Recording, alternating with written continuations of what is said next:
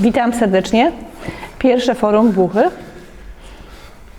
Jesteśmy tu, z 1916 roku jest ten budynek. Tu była kiedyś fabryka żelaza, różnego sprzętu. Mam nadzieję, że dzisiaj będzie żelazna dyskusja, mocna dyskusja. Dzisiaj zaczynamy od tematu edukacji. Bardzo proszę po kolei, albo w tą stronę, albo w tą stronę. Proszę się przedstawić i też powiedzieć trochę o swojej edukacji. Czy było się w szkole specjalnej, czy w szkole integracyjnej, czy w szkole masowej?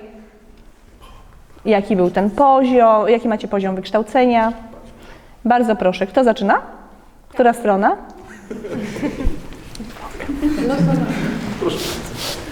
Nazywam się Alicja Nowogrowska i chodziłam do szkoły podstawowej z klasami integracyjnymi.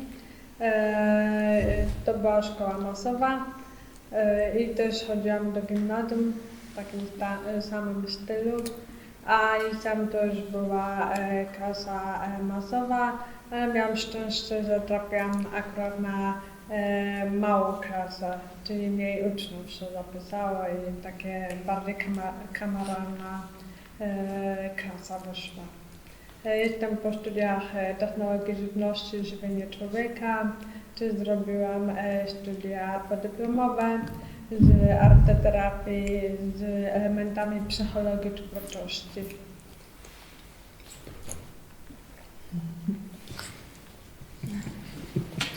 Okay. Nazywam się Paulina Lewandowska. Obecnie jestem doktorantką szkoły doktorskiej na 4. roku. I jeśli chodzi o moją przeszłość edukacyjną, to najpierw było to przedszkole, zerówka tak zwane Montessori. Następnie szkoła podstawowa z klasami integracyjnymi przez pierwsze 3 lata szkoły podstawowej. Potem przeniosłam się do szkoły niedaleko mojego miejsca zamieszkania. Była to szkoła ogólnokształcąca z kolegami, z koleżankami, których znałam jakby od malutkiej, jak byłam malutka. Następnie szkoła była zespół szkół, znaczy gimnazjum i liceum także były ogólnokształcące i klasy były dosyć spore. Ale myślę, że ważną kwestią w tym wypadku było to, że w gimnazjum akurat te osoby, które były w klasie, były także jakby w poprzednich latach, więc było mi łatwiej, mimo tego, że duża grupa była. W liceum było już troszkę gorzej, z tego względu, że były nowe twarze dla mnie i duża grupa też. I po liceum kontynuowałam swoją edukację, podjęłam studia licencjackie i magisterskie. Mam 2 tytuły magisterskie, nie wiem jak to powiedzieć. Mam po prostu 2 magistry, dokładnie. No i teraz jestem na kolejnym poziomie edukacji, właśnie doktorancki poziom. Ja mam na imię Dominika Kochańska. Niestety chodziłam od początku do szkół masowych i przedszkoli i zerówek też masowych. Skończyłam kognitywistykę, studia magisterskie, a teraz jestem doktorantką filozofii, gdzie badam tożsamość osób słabosłyszących, żyjących na pograniczu 2 światów, głuchych i słyszących. Nazywam się Weronika Bamarec. Od początku chodziłam do szkoły masowej. Wcześniej nie miałam pojęcia, że są w ogóle szkoły dla niesłyszących. W pierwszej gimnazjum dowiedziałam się, że są szkoły dla niesłyszących. Poszłam od drugiej gimnazjum do szkoły dla niesłyszących w Kielcach. Byłam przez 2 lata tam. Potem przeniosłam się do Krakowa, też do szkoły dla niesłyszących. Tam byłam też po 4 lata. No i później, czyli właściwie teraz jestem na 1. roku studiów na Uniwersytecie Adama Mickiewicza w Poznaniu. Super, dziękuję. Nazywam się Natalia Kolson. Jestem studentką 5. roku prawa na Uniwersytecie Marii Curie w Lublinie. Wcześniej swoją edukację odbywałam w szkołach masowych. Szkołę podstawową, gimnazjum i liceum uczęszczałam właśnie do szkół słyszących. Cześć, nazywam się Karolina Czaba. Swoją ścieżkę edukacyjną zaczęłam w wieku 2 lat, czyli od żłobka. I to było masowe, w przedszkole również. Szkoła podstawowa z oddziałami integracyjnymi. Zbuntowałam się i stwierdziłam, że nie będę dalej szła do gimnazjum integracyjnego, więc już wróciłam do szkoły masowej. Więc już tak do końca swojej edukacji, czyli poprzez gimnazjum, liceum i studia. Jestem po studiach z dietetyki. Aktualnie teraz pracuję i też się uczę, bo nie dość, nigdy dość jest edukacji, więc jestem na kursie zawodowym zielarza i fitoterapeuty.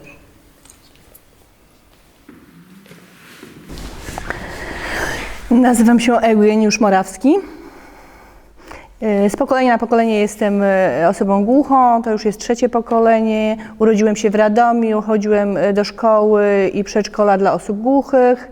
Potem przeniosłem się do szkoły zawodowej w Warszawie. Też razem z osobami głuchymi szkodziłam na łódzkiej. Potem działałem bardzo dużo w sporcie dla osób głuchych. Edukacji wyższej nie mam. Moją pasją jest sport. Ja nazywam się Marek Smakowski. Taki jest mój znak. W przedszkolu byłem dla osób słyszących.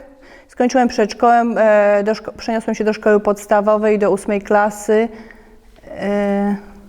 Jak skończyłem tą szkołę, potem byłem w szkole specjalnej w Wejherowie. Zdobyłem zawód kreślarza. Jak skończyłem szkołę, potem byłem w technikum budowlanym dla osób słyszących, chodziłem do szkoły wieczorowej przez 3 lata i następnie pracowałem w biurze projektów budowlanych. Mam na imię Robert Romanowski, jestem z Łodzi. Szkoła podstawowa i szkoła zawodowa skończyłem w Łodzi jako ślusarz. Potem zacząłem pracować jako tapicer i potem zacząłem pracować jako stolarz biurowy. I teraz zajmuję się sportem. Jestem w crawling, w takiej dyscyplinie sportowej i jestem w kadrze narodowej. Ja się nazywam Agnieszka Szeliga. Jestem już 2. pokoleniem osób głuchych. Od dziecka w przedszkolu byłam ze słyszącymi dziećmi w integracyjnym przedszkolu. Potem od razu zaczęłam szkołę w Śródborowie. Tam skończyłam szkołę podstawową i gimnazjum. Później się przeniosłam do szkoły na Łódzkiej w Warszawie. I potem zaczęłam pracować w biurze. Nazywam się Anna Tomaka, jestem z Rzeszowa, od kilku lat mieszkam w Warszawie. Skończyłam masowe przedszkole, masową szkołę podstawową, liceum. W moich czasach nie było żadnych oddziałów integracyjnych. Jestem magistrem prawa, skończyłam wyższe studia prawnicze na UMCS-ie, a teraz studiuję fotografię w czeskiej Opawie. W czeskiej? Czyli w Czechach.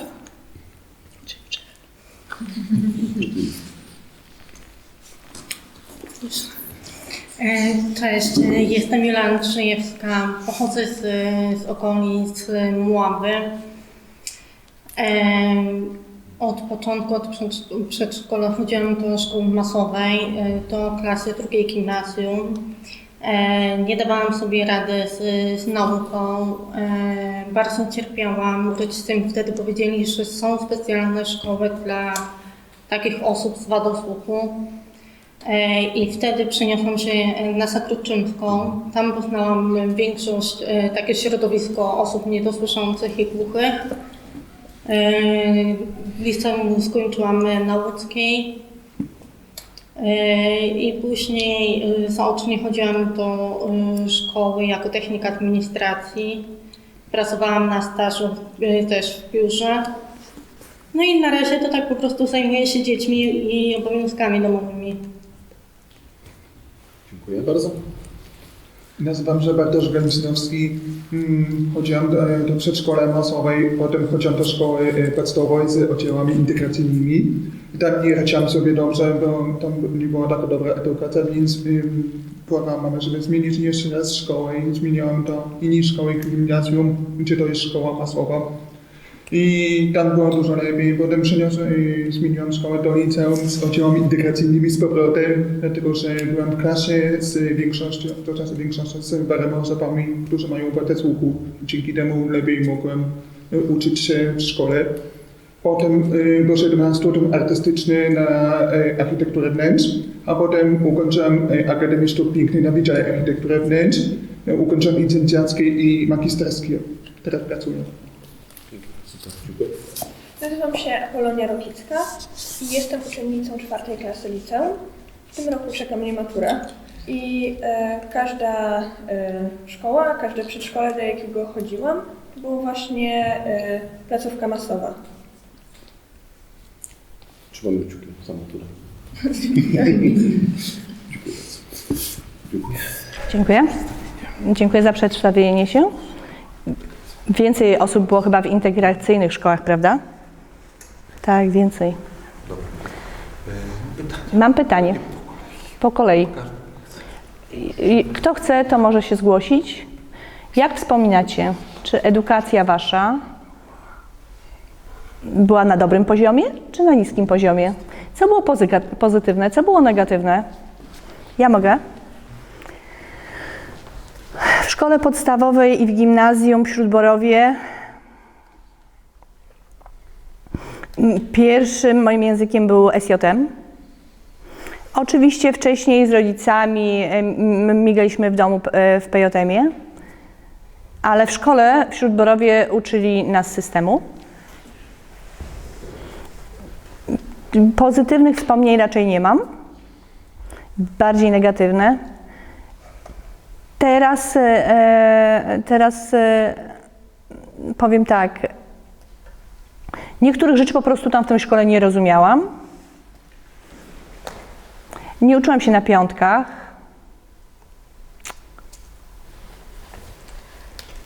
Dla mnie system i w ogóle dla czysto głuchych osób system jest trudny.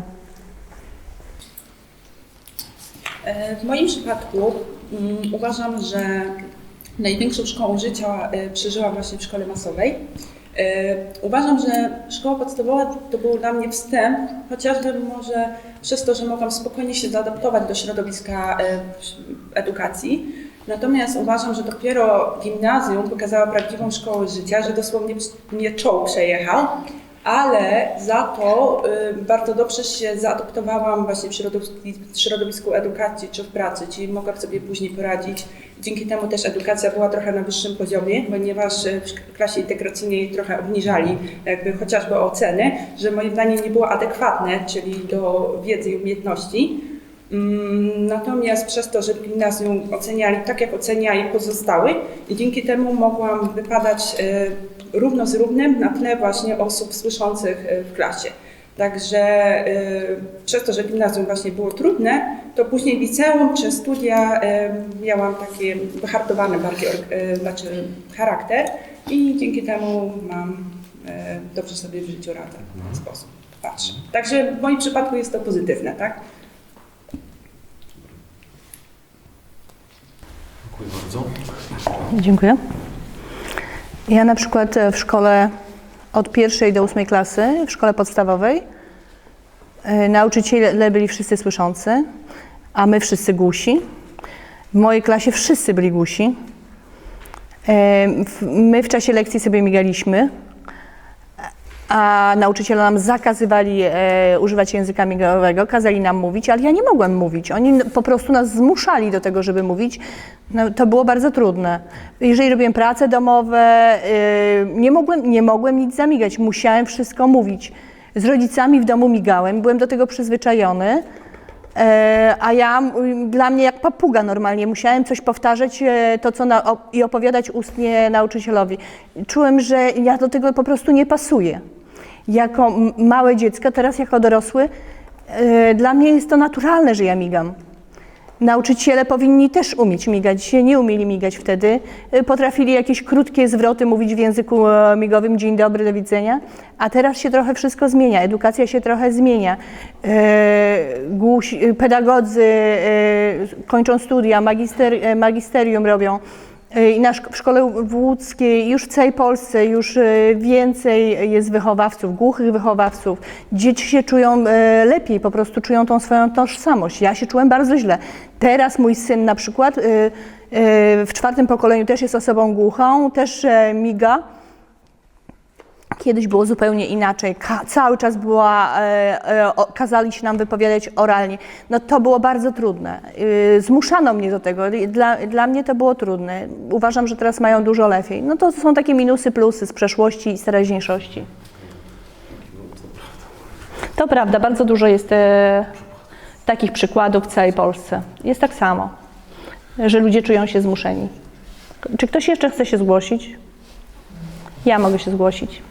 Jak chodziłam do szkoły podstawowej, to miałam strasznie duży problem. Jest to, że to jest szkoła z oddziałami integracyjnymi, dlatego że w klasie są przeróżne dzieci, to znaczy nie jest tylko niedosłuchane, też były inne niepełnosprawności, przez to nauczyciele nie byli do końca przystosowani do wszystkich osób w klasie. To jest po prostu za dużo, jest mieszanek, jest niepełnosprawnych w jej klasie.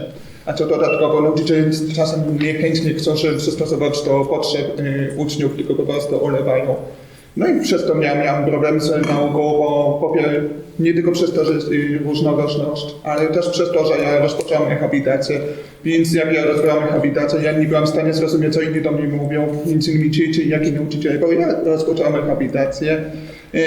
Więc jak nie zrozumiałam, to nie zaczęli śmiać się ze mnie ze względu na to, że ja dziwnie reaguję. Nauczyciele też się śmiali ze mnie, więc dlatego nie programowałem, żeby zmieniać szkołę do szkoły masowej. Bo liczyłam na to, że będzie troszeczkę inaczej, bo nie chciałam, żeby za dużo było osób niepełnosprawnych w mojej klasie. No i w szkole masowej, gdzie spotkałem się z samymi osobami słyszącymi, byłam jedyną osobą niepełnosprawną w szkole, co było dla mnie ułatwieniem, dlatego że dzięki temu wszyscy nauczyciele skupiają się na mojej potrzeby, a nie na wszystkich innych potrzebach. I tutaj zacząłem korzystać z FM i co jest dla mnie dużym ułatwieniem, bo zacząłem wreszcie zrozumieć, co mówią do mnie nauczyciele, więc FM było dla mnie wielkim wsparciem. I dzięki temu, że FM miałam najwyższe uczyłem. Poczekaj. FM. To jest system FM. System FM.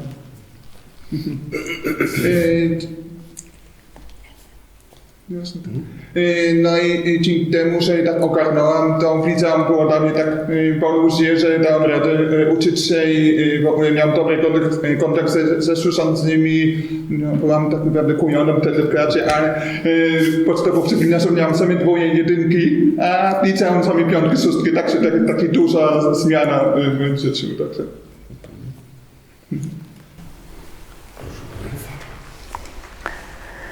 Ja opowiem moją historię. W szkole podstawowej byłem w Łodzi, w mieście Łodzi. Nauczyciele z języka polskiego, z matematyki migali tak samo jak głuche osoby. Było naprawdę super, było bardzo wygodnie. Skończyłem 8. klasę, przeniosłem się do szkoły specjalnej w Wejherowie. Nauczyciele i zasady, no wszystko jedno, nauczyciele z polskiego, fizyki, w ogóle nie migali, zero, w ogóle nic nie migali. Głusi patrzyli się tylko na usta, żeby odczytywać. Codziennie mówili i trzeba było notować wszystko. Przez 3 lata cierpiałem, skończyłem szkołę. No, dzięki poprawie jakby poziomu języka polskiego pan profesor w ogóle nie migał, był bardzo miły, ale bardzo przestrzegał dyscypliny.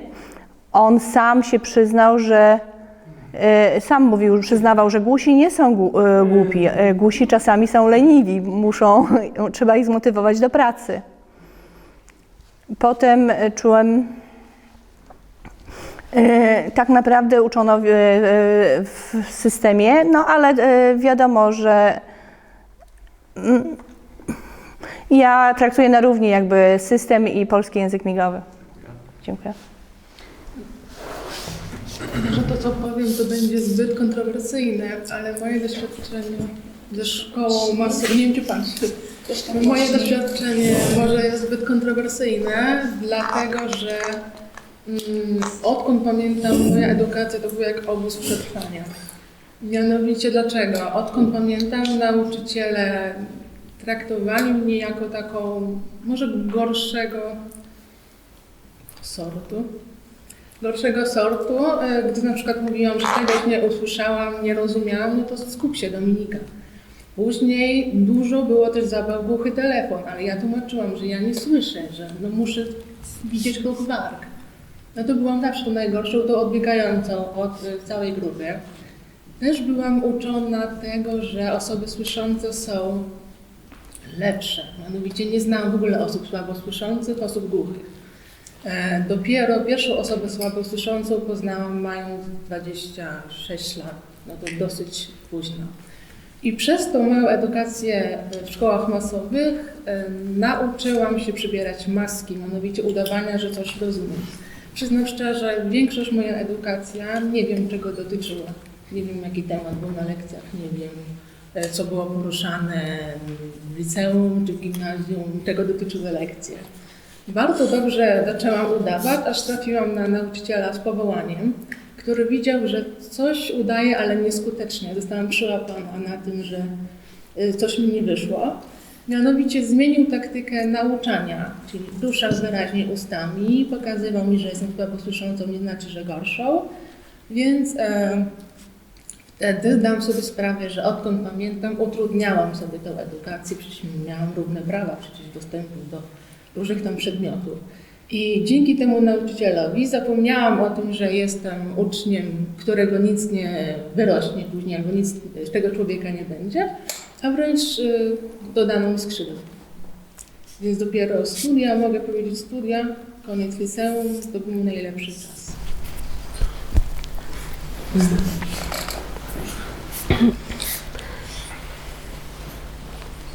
Ja chciałam też troszeczkę tutaj, zapomniałam jak się nazywa Bartek.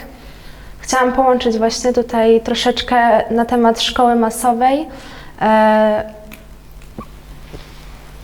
Właśnie w tym temacie są osoby, które z niepełnosprawnością intelektualną w klasie integracyjnej. Głusi i osoby z niepełnosprawnością intelektualną, nie czułam się w tym dobrze. Dlaczego? Bo osoby głuche mają taką wiedzę, a nauczyciele muszą się dopasowywać do osób, które są z niepełnosprawnością intelektualną. Dlatego było ciężko, że szkoła specjalna jest troszeczkę inna. Nie mówimy o szkołach w Warszawie, mówimy o szkołach w innych miastach przeważnie.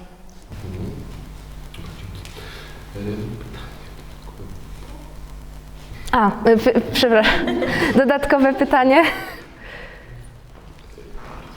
Czy dużo z Was było w szkole integracyjnej i dlaczego? Dlaczego od dziecka w tej masowej? Czy niedawno na konferencji Ministerstwa Edukacji minister edukacji opowiadał, że rodzice słyszący, jeżeli urodzi im się głuche dziecko, to więcej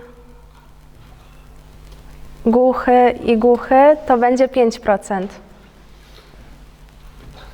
Pytanie, czy to prawda, że rodzice słyszący, jeżeli mają głuche dziecko, to wolą je dać do szkoły masowej, żeby tam je uczyć mówić, zmuszać do tego z taką dyscypliną? Jak czujecie ten temat? Ja nie wiem, czy rodzice słyszący... Jak się zachowują rodzice słyszący? Nie wiem. Ja jestem w rodzinie głuchych. No wiadomo, że trudna jest komunikacja. W jaki sposób w masowej szkole to działa? Jak się zachowuje to dziecko głuche? Przecież jest dla głuchych przedszkole, szkoła, no ale często rodzice słyszący nie chcą, wolą, żeby te dzieci były w szkołach integracyjnych. I teraz zauważyłam, że teraz coraz więcej tych dzieci jest w szkołach integracyjnych. Ale głucha osoba w szkole integracyjnej, no nie wiem, przecież są szkoły dla osób głuchych. No ale ja to obserwuję, że rzeczywiście tak jest. Ja jestem z pokolenia na pokolenie osobą głuchą. No, gdybym miał słyszące dzieci, to nie byłoby problemu, tak? Nie czułabym problemu, że trzeba je dać do szkoły słyszących. No ale w odwrotnych sytuacjach, no nie wiem, no trudno jest powiedzieć, jaki jest dobry wybór. Nie wiem, dlaczego tak się dzieje. Od 20 lat już mamy implanty, słyszący. Jeżeli urodzi się dziecko słyszące, no to możemy zrobić mu operację, ale nie rozmawiajmy na temat właśnie implantów, ale rozmawiajmy tutaj na temat edukacji. Jak myślicie, czy słyszący rodzice, jeżeli urodzi im się głuche dziecko, to czy rodzice chcą zmuszać go do mówienia? Czy brakuje im informacji? Dlaczego? Dlaczego jest taki powód, że jeżeli rodzi się głuche dziecko, to idziemy do szkoły masowej? Tutaj chciałabym opowiedzieć przykład rodziny słyszącej. Rodzi się głuche dziecko, skąd wiemy? Tutaj lekarz robi audiogram? Robi różne właśnie tutaj testy, sprawdza to. No i tutaj idziemy do szkoły integracyjnej albo szkoły specjalnej i to wszystko zależy od tego lekarza. Oczywiście. Jeśli chodzi o mnie, to jest tak, że jak ja przyszedłem na świat, to rodzice nie widzieli, że jestem osobą niesłyszącą. Po prostu dopiero później, nie wiem, chyba 2 lata później, jakoś tak mniej więcej, dopiero zorientowali się, że mam czasem tak niedosłuchem, więc wtedy mi daje aparaty, co okazało się, że nie pomaga, skoro jestem pełnie niesłyszący. Ale dobra, jeśli chodzi o edukację, jest tak, że tutaj jest w tamte czasy tak, że nikt nie przekazał informacji, jakie są szkoły, jakie są możliwości i tak dalej. Przez to moi rodzice sami zaczęli informacje, po prostu szukali, gdzie popadnie i wiedzieli o tym, że jest szkoła masowa, jest oddziałami integracyjnymi i jest szkoła dla osób głuchych, takich specjalnych.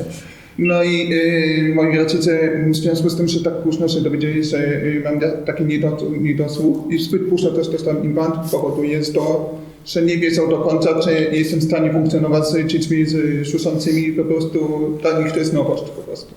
I podjęli taką decyzję, że jak pójdę do przedszkola, to będę obserwować, czy ja jestem w stanie funkcjonować w społeczeństwie słyszącym.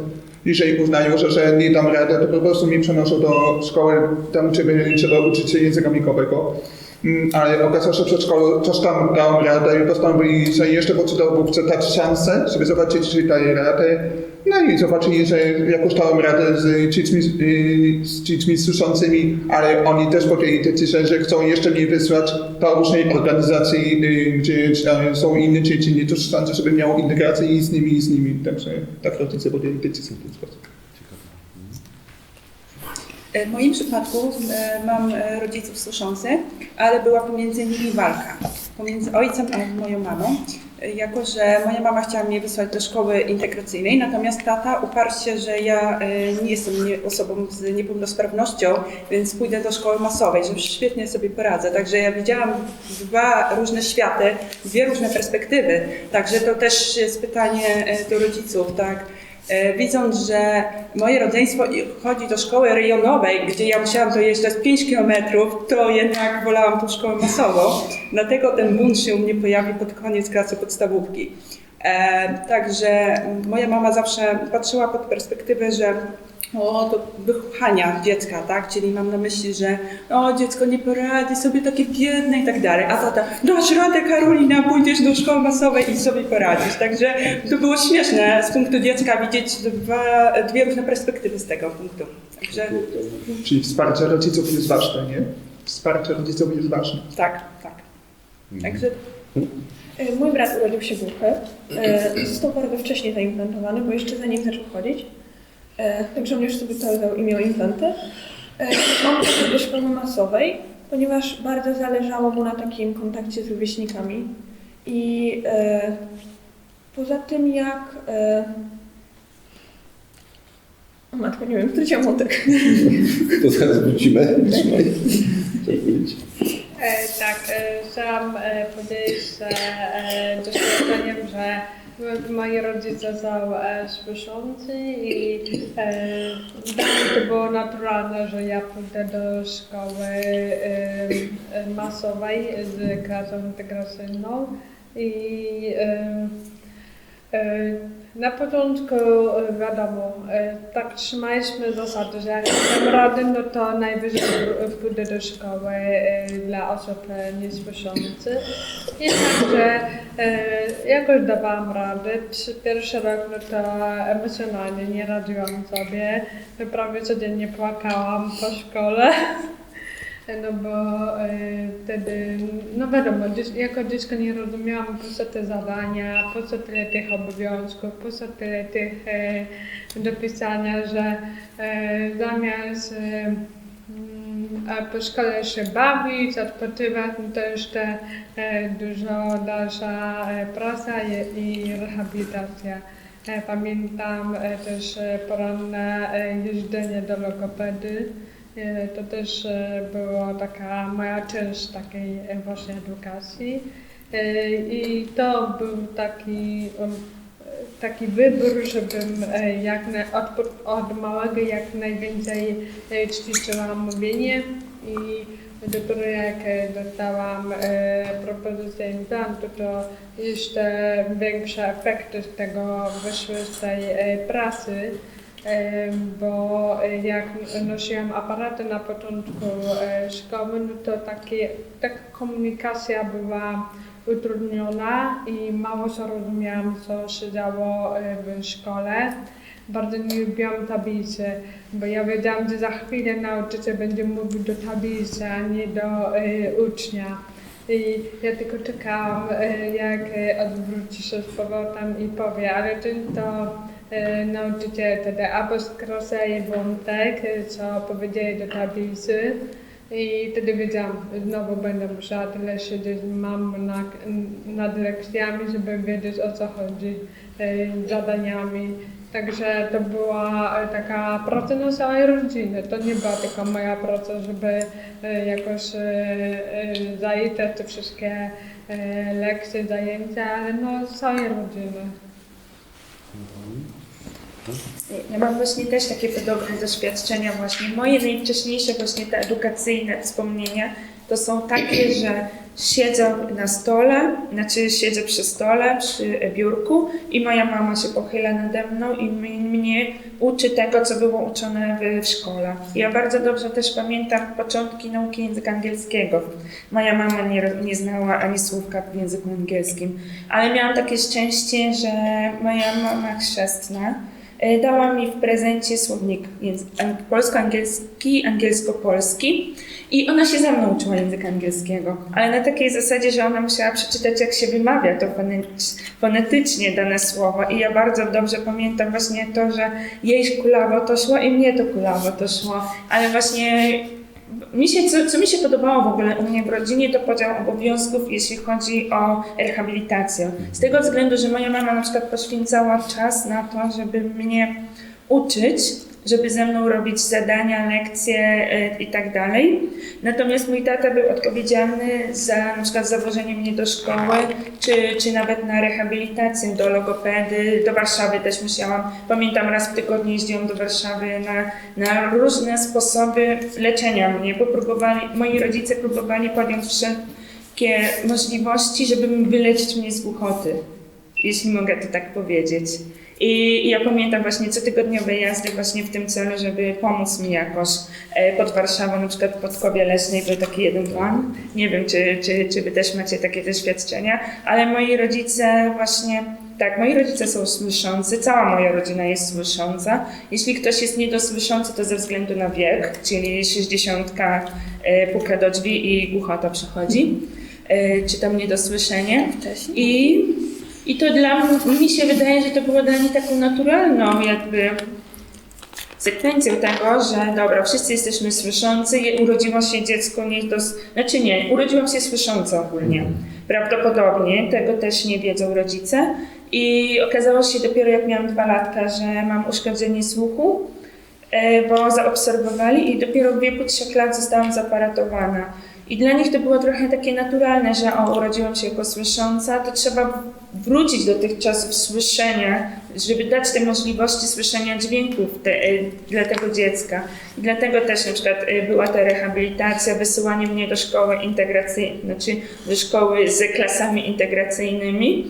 I jeśli chodzi o te właśnie doświadczenia ze szkołą, to ja nie bardzo pamiętam ten moment, jak to się stało, że ja w ogóle trafiłam do szkoły ogólnokształcącej w mojej okolicy, ale mnie się wydaje, że oni po prostu mnie zapytali, zobaczyli, że ja sobie jako tako radzę.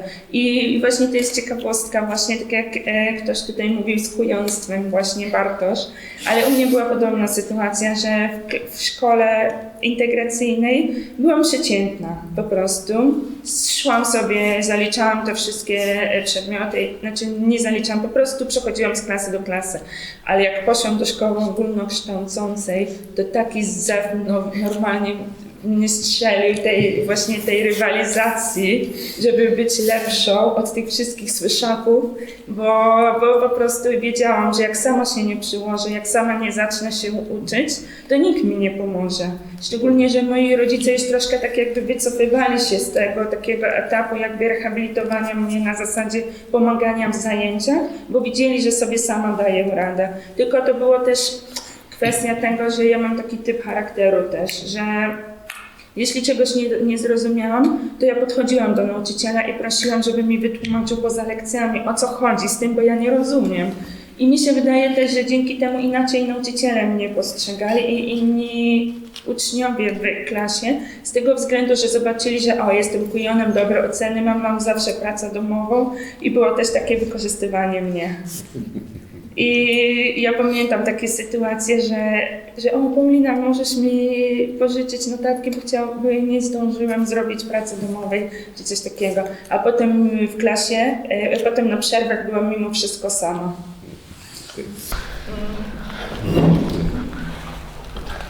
Jeszcze takie dodatkowe pytanie.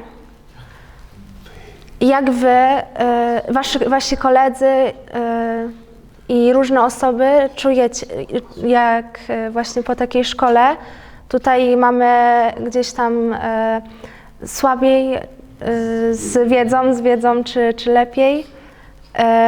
Czy lepiej właśnie tutaj być w szkole integracyjnej?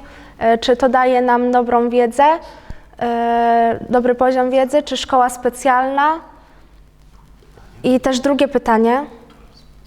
Która z tych szkół, masowa, integracyjna czy specjalna, które dało taką tożsamość, takie dobre, jestem jako słyszący, którą wybieramy tutaj?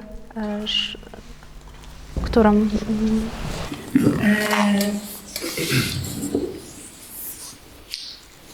Powiem w ten sposób, że jako uczęszczając do szkoły masowej od samego początku, odkąd sięgam pamięcią, zawsze czułam się taka odstąpiona od społeczeństwa, że to było jasno pokazywane, że jestem zupełnie inna od pozostałości. I nigdy nie mogłam siebie zaakceptować, bardziej obwiniałam siebie, że taka jestem, że dlaczego się urodziłam i tak dalej. Natomiast tu, jak już się przeniosłam do szkoły dla słabosłyszących i głuchych, to już wtedy powiedziałam, że to jest ten świat, od którego powinnam należeć od samego początku.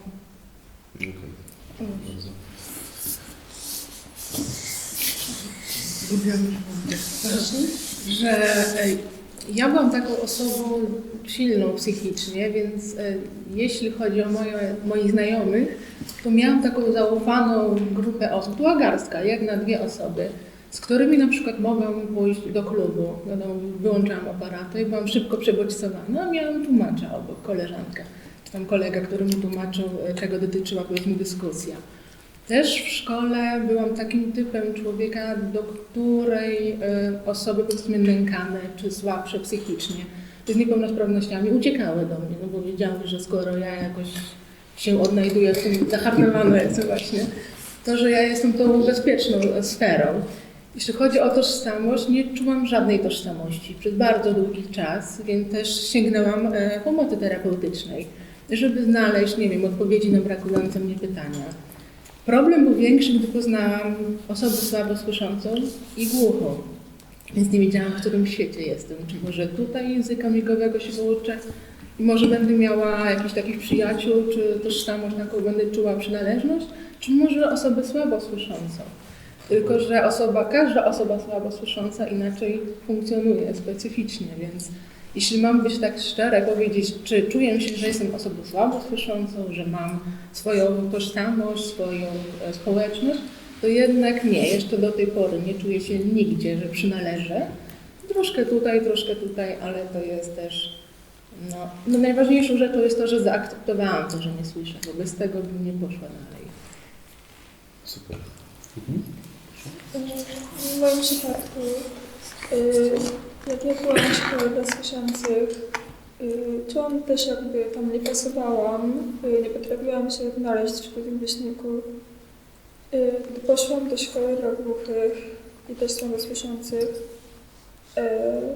tam lepiej się czułam wśród innych, jakby też dzięki temu, że łatwiej mi było nawiązać kontakt, bo nie tylko jednocześnie zazwyczaj inni do mnie mówili i mykali, bo jakby ja mam coś takiego, że pomaga mi, jak ktoś jednocześnie do mnie i mika i mówi. No więc było też tak, że jakby też nie czułam się do końca głucha, nie czułam się ani też niesłysząca, jakby tak po środku, nie?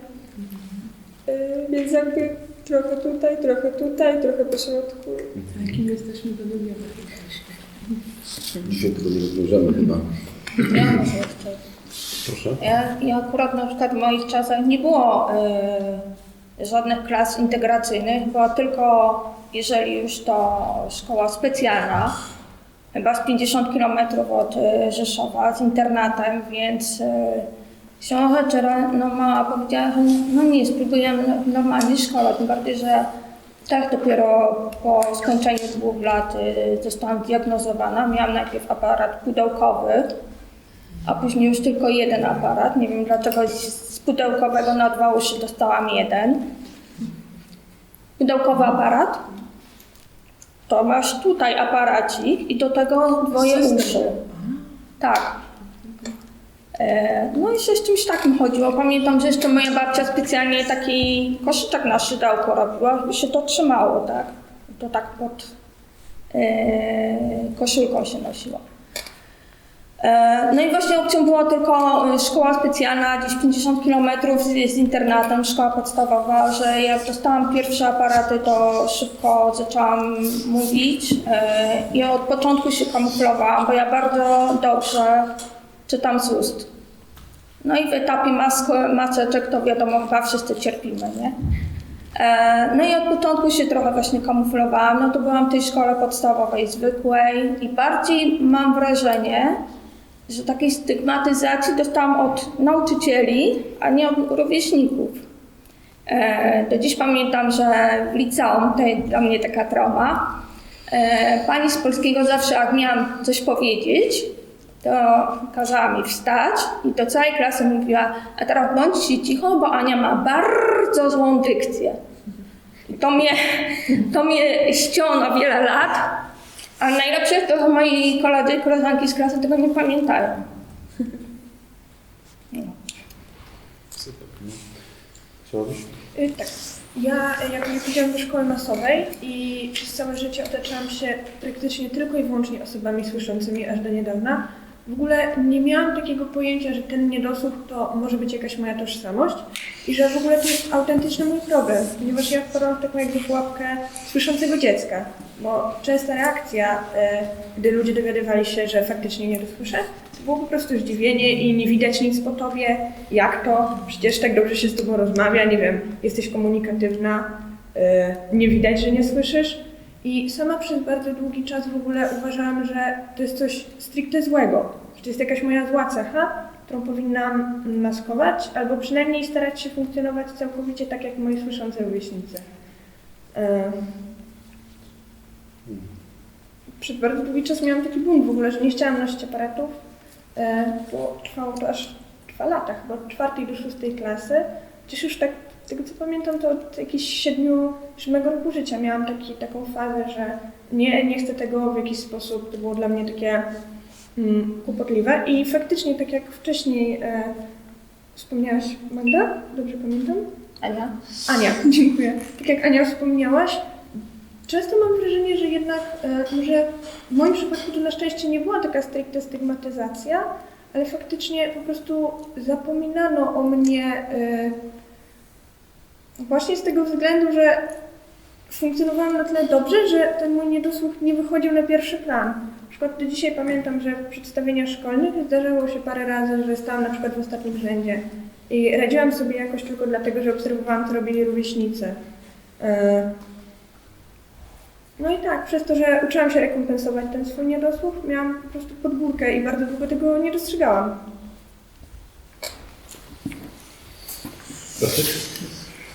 Przez to, że chodziłam do szkoły z oddziałami integracyjnymi, to tak jak wspomniałem wcześniej, że w klasie były przeróżne ludzie, przeróżne dzieci z klasą niepełnosprawnością. Przez to nie zdałam sobie sprawy, że jestem inny. Po prostu widzę, że każdy jest inny, każdy ma swoje problemy i tak dalej i jakoś nie zwracam uwagi na swoją tożsamość. Jedynie czego musiałem zrobić, to jest po prostu akceptować siebie, jaki jestem. To jest dla mnie bardzo ważne, żebyśmy, jeżeli akceptuję siebie, to wtedy już mogę iść do przodu. A jest jakoś tożsamością tak bardzo nie zwróciłem uwagę. Dopiero w gimnazjum zacząłem coś tam dostrzegać, dlatego że wtedy tam są same dzieci słyszące. Ja jestem jedyna osoba z niedosłuchem w szkole masowej i zacząłem już zrozumieć, że może jednak jestem inny. Więc to jest kwestia, gdzie przybywam po prostu. A przez to, że chodziłam też na różne zajęcia z dziećmi z niedosłuchem, też jeszcze nie do końca myślałam, czy ja jestem inny, czy ja jestem coś nie tak ze mną, tylko po prostu funkcjonowałam tak naprawdę mieszanym w społeczeństwie. Wszyscy są inni, no jesteśmy naprawdę przeróżnym społeczeństwem, więc nie ma to tak mnie naszywa. Ja właśnie nawiązuję do wypowiedzi bardziej Poli, ale też Bartosza. Ale właśnie ja mam takie wrażenie, że to jest też troszeczkę klątwa osób słabo słyszących. Nie chcę jakby tutaj negować tego, że głusi mają lepiej, czy słabosłyszący mają lepiej, bo to nie o to chodzi w tym wypadku, bo każdy ma troszeczkę gorzej niż słabosłysząca, to jest bez względu. Ale ja mam czasami takie wrażenie, że na przykład jak osoba głucha ma tłumacza języka migowego, to jest troszeczkę tak jakby łatwiej dla społeczeństwa zrozumieć, że ta osoba jest z niepełnosprawnością słuchu i dlatego należy jakby dostosować się, pomóc jakkolwiek. W przypadku osoby słabo słyszącej jest coś takiego, że ty naprawdę nie słyszysz? Przecież ty mówisz. Ty bardzo dobrze mówisz, ty reagujesz. Tak. Słyszysz mnie? Słyszysz mnie? I naprawdę to mnie frustrowało. Niesamowicie mnie to frustrowało, bo jestem dobrze wyrehabilitowana. Moi rodzice włożyli duży wysiłek w to, żebym mówiła, żebym słyszała dobrze. Specjalnie kupowali najwyższej klasy aparaty słuchowe, żebym miała zysk jakikolwiek ze słuchu, który mam, jakieś resztki słuchowe. I akurat jestem w uprzywilejowanej tej pozycji, że mogę funkcjonować w słyszącym świecie na takiej zasadzie, że nikt nie widzi, że ja mam jakikolwiek problem, dopóki ja sama tego nie powiem. I bardzo często było, i właśnie w szkole tak było, że nie przyznawałam się do tego, że ja nie słyszę. I niektórzy moi koledzy dopiero po kilku miesiącach się orientowali, że dlatego z tobą jest coś nie tak, bo ty po prostu nie rozumiesz nas. A przez ten czas ja po prostu nie inaczej powiem tak. Mi się wydaje, że problemem było to, że ja tak naprawdę nie wiedziałam, że niedosłuch jest takim jakimś problemem na taki... Myślałam, że mój niedosłuch jest takim samym problemem jak na przykład noszenie okularów. Czyli na przykład jak ktoś nosił okulary, to kilkanaście lat temu, jeszcze powiedzmy 10-15 lat temu, jak ktoś nosił okulary, no to wiadomo było takie... No niefajne, to nie było modne. Teraz to jest modne. Ale ja mam takie wrażenie właśnie, że to było też z aparatami, że ja takie poczucie miałam, że jak noszę aparaty, tak samo jak okulary. Że to jest część mnie taka, że nie czuję się gorsza, nie czuję się lepsza, ale to dzięki rodzicom, bo oni wbili jakby, wpoili we mnie, że poczucie własnej wartości na takiej zasadzie, że nie czuj się gorsza tylko dlatego, że nosisz aparaty. Tyle, że czasami społeczeństwo jakby narzucało mi taką rolę takiej ofiary, że jeśli noszę aparaty, chociażby na zajęciach właśnie, że jeśli noszę aparaty, to i tak nie będę tego wszystkiego rozumiała, więc jeśli ja nie będę walczyła o siebie, to nikt nie będzie walczył o mnie. Jeśli mogę się jeszcze odwołać do tego, co Paulina mówiła o tym walczeniu o siebie. Tak, moim zdaniem to jest ogromny problem w podstawówce, bo na przykład ja i wydaje mi się, że generalnie te dzieci jeszcze w tym wieku nie mają świadomości swoich problemów i w ogóle czego im potrzeba.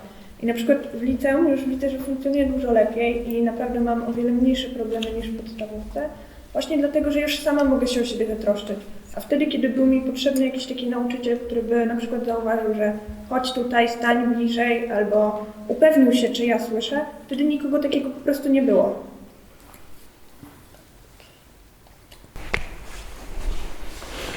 Ja myślę akurat o tym, co Pani mówiła, Pani Anna. A propos aparatów, ja w szkole, ja od urodzenia jestem z głębokim niedosłuchem. Aparaty mi nie pomagają, nic nie pomagają. Więc był taki okres, że zmuszano nas do aparatów właśnie, ale ja generalnie nic nie słyszałam. W ogóle to było bez sensu. Ja byłem bardzo uparty i w ogóle nie chciałem nosić aparatów, bo one mi nic nie pomagały. Może osoby niedosłyszące, może im to pomóc, ale mnie zmuszano i tak naprawdę, no jak ja się miałem, znaczy no, mi to nic nie pomagało. Byłem bardzo uparty. No, tata mnie przekonywał, że do szkoły musisz nosić aparaty. Ja wolałam być bez aparatów. Kto chce sobie nosić aparaty, niech sobie nosi aparaty. No, to są osoby, które potrafią mówić. Ja nie potrafię mówić, ja nie potrafię słyszeć, ja mam głęboki niedosłuch. Jeżeli ktoś na przykład nie dosłyszy, no to aparat może go wspierać. Może sobie założyć też implant, może to ich wspierać. Ja w ogóle nie mówię, więc co mi ten aparat daje? Jak będę szedł z tym aparatem? Daje mi to jakąś przyjemność? Nie daje. Po miesiącu, 2 miesiącach wyrzuciłem ten aparat. Poprosiłem rodziców, żeby mnie zostawili w spokoju. Ja jestem głuchy, ja czuję się z tym dobrze, z pokolenia na pokolenie jestem osobą głuchą.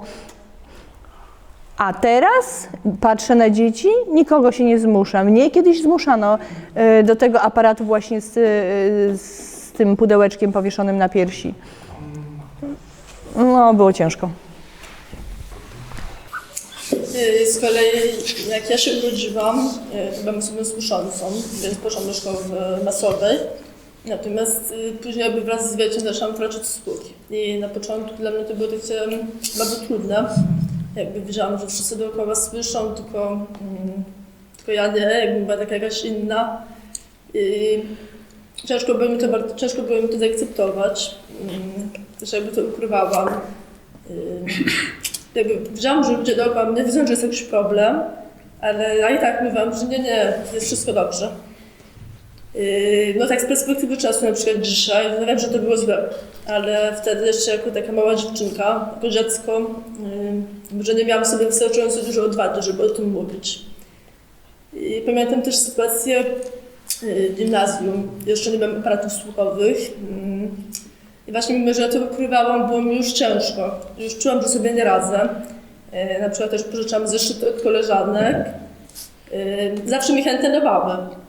I później po prostu w domu przypisywałam jeszcze raz te treści z lekcji. No byłam ambitna, zależało mi na tym, żeby mieć dobre oceny. Ale w końcu był taki moment, że poszłam do mojej mamy i powiedziałam, mama już nie daje rady. Chciałabym nosić aparaty. Poszłyśmy razem właśnie do protetyka słuchu, na badanie słuchu, wybrałam aparaty. Ja na początku też oczywiście mówiłam, że oby tylko jak najmniejsze były, żeby nie było ich widać. No i pani powiedziała, że dobrze, postaram się dopasować tacie, żeby też mi pomagały. I z biegiem czasu też trafiłam do psychologa i tam właśnie była pani psycholog, która też znała język migowy, jakby była w tym środowisku osób głuchych i dzięki niej też nauczyłam się języka migowego. Weszłam właśnie w świat osób głuchych. Trenuję też piłkę siatkową, więc dołączyłam do kadry polskich niesłyszących i jakby też czułam, że to jest jakby też mój świat. No właśnie, i później jeszcze w liceum już miałam takie swoje doświadczenia z osobami głuchymi.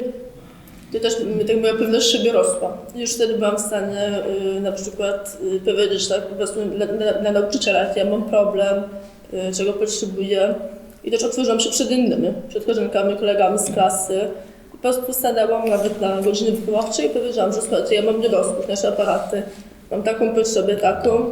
I wszyscy wtedy, okej, nie ma problemu. I zobaczyłam sama, że niepotrzebnie jest to ukrywać. Po prostu trzeba znaleźć sobie taką odwagę, siłę, żeby o tym głośno mówić, bo wtedy też można coś zmienić. Okej. To ja powiem tak, przez 20 lat żyłam pomiędzy dwoma światami i ten świat się zmieniał w zależności od okoliczności. I byłam na tym pomoście i patrzyłam, obserwowałam, jak szkoła, to byłam w świecie osób, jak to powiedzieć, osobami z niepełnosprawnością. Natomiast jak byłam w rodzinie, na święta czy gdzieś tam, to byłam w świecie słyszących, bo mam rodzeństwo słyszące, wszyscy gadali. I tak obserwowałam ten świat.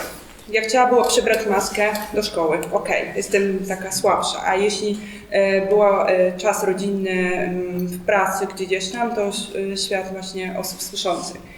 Dopiero taką swoją tożsamość wyrobiłam na studiach, więc jeśli chodzi o spotkanie typowo osobami słabosłyszącymi, że jest osoba aparatowana, ale właśnie osoba mówiąca, dopiero dowiedziałam się właśnie w czasie studiów, że jest coś takiego jak osoba słabosłysząca.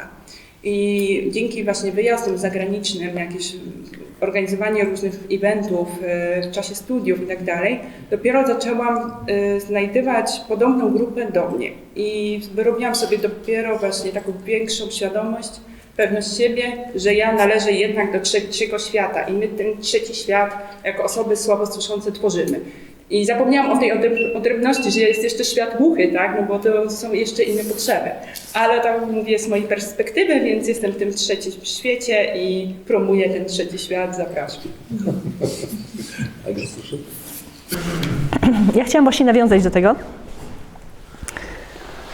Ja też mówię, że trochę jestem mostem między światem osób słyszących i osób głuchych. Mogę też mówić, ale tak naprawdę ja nie słyszę, jestem głuchą osobą. Jak skończyłam liceum na Łódzkiej, dzięki tak naprawdę tej szkole, wszystkim lekcjom, mojemu towarzystwu, nauczyłam się języka migowego. Czułam, że mogę się rozwijać. Skupiłam się na aktywizmie osób głuchych. Niedawno utworzyłam fundację, Akademia Młodych Głuchych i na tym się też skupiałam. Akademia Młodych Głuchych. Słuchajcie, mam smutną, ale ciekawą historię. Kiedyś edukacja w szkołach specjalnych, nauczyciele pracowali w szkole dla osób głuchych i przyjechałam uczyć ich migać. Dlaczego? Bo wcześniej od ukończenia szkoły znali tylko system językowo-migowy. Chcieli, żebym ich nauczył migać. Usiedliśmy w kręgu i też zapytałem, jaki mają problem. No, mieli problem kontaktu z dziećmi głuchych. Pani powiedziała, mam problem. Moja klasa, cała klasa, to już od tej klasy głowa mnie boli. Cała klasa? Boli głowa? O co chodzi? Tak, tak. 8 dzieci. W PJM-ie głowa boli? No to okropna była ta nauczycielka. Przez 5 lat ona myślała, że tych dzieci tak naprawdę cały czas głowa boli. Nie było w ogóle kontaktu. Ona migała sobie, a dzieci w ogóle się śmiały i o, jaki żal, że te dzieci głowa boli. Pytanie do Was. Jak wy wspominacie nauczycieli? Czy na przykład, czy dobrze rozumieli głuchych? Czy dobrze rozumieli słabosłyszących? Czy po ukończeniu szkoły potrafili wspierać, dopasować się? Czy tylko tak was poganiali, tak? Ja pamiętam 3 nauczycieli przez cały mój okres edukacyjny. Pani od polskiego gimnazjum, mój promotor doktoratu i pani z matematyki w liceum. To są wszyscy nauczyciele, którzy w jakiś sposób mi pomogli.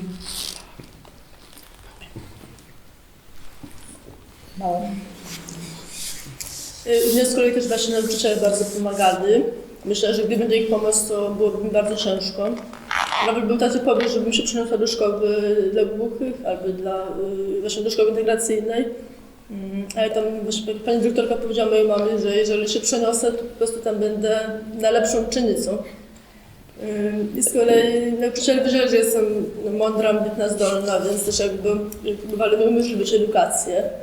I ja się bardzo cieszę, że zawsze jak na przykład prosiłam, żeby nie dostawać, na przykład nie wiem, jak było dyktando, to żeby nie dyktowali mi ze słuchu, tylko żebym dostawała test, albo na przykład nie wiem, słuchanie z języka angielskiego, to żebym też miała test napisany. Tak naprawdę zawsze mówiłam, jaką mam potrzebę i to dostawałam. Ale raz zdarzyła się taka sytuacja w gimnazjum na chemii. Nauczycielka mnie poprosiła pod koniec lekcji i powiedziała do mnie, że jak ja teraz na przykład nie jestem w stanie zapisać ze słuchu, to co będzie na studiach? Ja sobie poradzę. I ja tak wtedy siedziałam na autorach, wróciłam do domu i mówię do mamy, że mamo, była taka sytuacja, ale Lenia mówi, nie przejmuj się. No ja trochę też popłakałam, tak jakoś nie wiedziałam. Pomyślałam sobie, że no tak, na pewno sobie nie poradzę, skoro tak powiedziała. No ale dzisiaj widzę, że to jest kompletna bzdura, przecież jestem na studiach, tak naprawdę kończę te studia i mogę mieć pomoc, czy nawet tłumaczenia języka migowego, czy asystenta i spokojnie sobie radzę. To jest prawa niezwykła rzecz. Jeśli mogę powiedzieć, to ja miałam tak zwane 3 typy jakby nauczycieli. Nauczyciele z powołania, nauczyciele, którzy ignorowali, udawali normalnie, że ja mam cokolwiek, jakiś problem, i nauczyciele, którzy, ja przynajmniej tak mówię, którzy byli bardzo rygorystyczni. W sensie takim, że chcieli nauczyć przedmiotu. I bardzo dobrze wspominam tych nauczycieli rygorystycznych i nauczycieli właśnie tych z powołania. Z tego względu na przykład, że ci obojętni, miałam taką sytuację to było w liceum, że byłam na profilu artystyczno-językowym, z tego względu, że chciałam po prostu nauczyć się języków obcych i korzystać z tych języków tak w praktyczny sposób. I pamiętam, że podeszłam do nauczyciela języka angielskiego z informacją, że ja chcę zdawać maturę rozszerzoną z języka angielskiego. No i on tak widać było takie powątpiewanie w spojrzeniu. I po prostu my jako słabosłyszący, głusi czasami umiemy jakby odbierać tą mimikę, te w ogóle takie niewerbalne jakby komunikaty, więc widać to było. I to było jakoś tak na początku pierwszego roku, drugiego roku. I on mówi, że no okej, jeśli chcesz, dobrze, to chodź na te zajęcia dodatkowe z rozszerzonym, z osobami, które będą zdawać rozszerzoną maturę. No i ja chodziłam na te zajęcia, robiłam zadania wszystkie, tylko problemem było to, że on był takim nauczycielem, który nie widział problemu jakiegokolwiek. I jeśli były jakiekolwiek zajęcia, na przykład grupowe czy dyskusja, to najczęściej było tak, że na przykład jak zadania robiliśmy, to najczęściej było tak, że ja się zgłaszałam jako pierwsza, żeby powiedzieć zadanie pierwsze, bo ja potem już nie wiedziałam, co się dzieje. Ja już potem nie wiedziałam, nie nadążałam za tym, co się dzieje na zajęciach, dyskusjach czy cokolwiek. Jeśli była jakaś czytanka, to ja byłam pierwsza, żebym przeczytała pierwsze zdania i potem nie wiedziałam, w którym momencie jesteśmy właśnie tego tekstu. I on tego nie widział. Ja też nie wiedziałam, w jaki sposób do niego podejść, bo ja trochę się wstydziłam podejść do niego. Nie wiem, szczerze mówiąc, dlaczego, ale mi się wydaje przez to, że on chciał, ale nie wiedział jak, bo on widać było, że on był takim nauczycielem, że lubiał uczyć uczniów, ale nie wiedział, jak radzić sobie z uczniami, które mają problemy. I wracając właśnie do tej matury, znowu jakoś tak pod koniec, już kiedy trzeba było wybierać, czy rozszerzona, czy podstawowa, znowu podeszłam do tego właśnie nauczyciela, żeby porozmawiać z nim o możliwościach właśnie pisania rozszerzonej matury z języka angielskiego. No i on wprost mi powiedział, że Paulina, że ty sobie nie dasz rady. Ja ci bym sugerował, żebyś napisała podstawową maturę. I naprawdę to mnie trochę zasmuciło z tego powodu, bo miałam bardzo dobre oceny z języka angielskiego, jeśli chodzi na przykład o gramatykę, sprawdziany, cokolwiek, co było pisemne. Ale nie radziłam, i tam było coś takiego, że trzeba było zbierać punkty za aktywność taką w dyskusji, zbieranie punktów za zadania i tak dalej. I ja na tym miałam 2, 1 chyba, czy wtedy to się było. Ale miałam 6, 5 ze sprawdzianów i to troszkę tak się równoważyło. I on nie widział we mnie tego potencjału, że ja chciałam uczyć się. I jeszcze odnosząc się do tych rygorystycznych nauczycieli, dlaczego ja wspominam ich dobrze? Z tego względu, że oni po prostu mieli jakiś program do zrealizowania, chcieli, żeby każdy student, każdy uczeń jakby zrealizował to. I na przykład jak widział nauczyciel, że ja nie daję sobie z czymś rady, to oni po prostu podchodzili do mnie, mówili. Czyli oni nie bali się powiedzieć mi, że ty powinnaś zrobić to w ten sposób i w ten, i dlatego też. No i trzecia grupa osób to właśnie z powołania nauczyciele. To bardzo mało ich było i między innymi właśnie spotkałam na studiach też. Ale jedna sytuacja, właśnie też język angielski w szkole podstawowej był już w tej ogólnodostępnej, zmieniali się nauczyciele i to było naprawdę bardzo straszne dla nas doświadczenie, bo wiadomo, trzeba mieć stabilizację w nauce czegokolwiek. I to był chyba 4. z kolei nauczyciel w ciągu roku i wszyscy go nienawidzili, bo ona była bardzo taka rygorystyczna, że chciała nauczyć nas i była bardzo wymagająca, a ja ją uwielbiałam.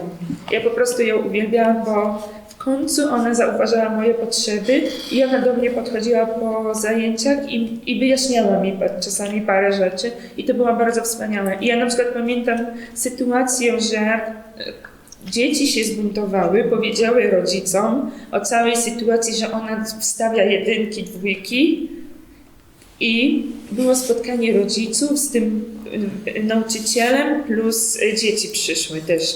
No i była bardzo duża dyskusja i na przykład mój tata przyszedł wtedy na wywiadówkę i jeszcze tylko inny nauczyciel, znaczy jeszcze inny rodzic był i tylko ci 2 bronili tego nauczyciela tylko dlatego, że ja poprosiłam, bo ona była wspaniała. Nie wiem, co się stało tak naprawdę, ale potem chyba znowu się zmienił nauczyciel. Dobra, Bartek, proszę.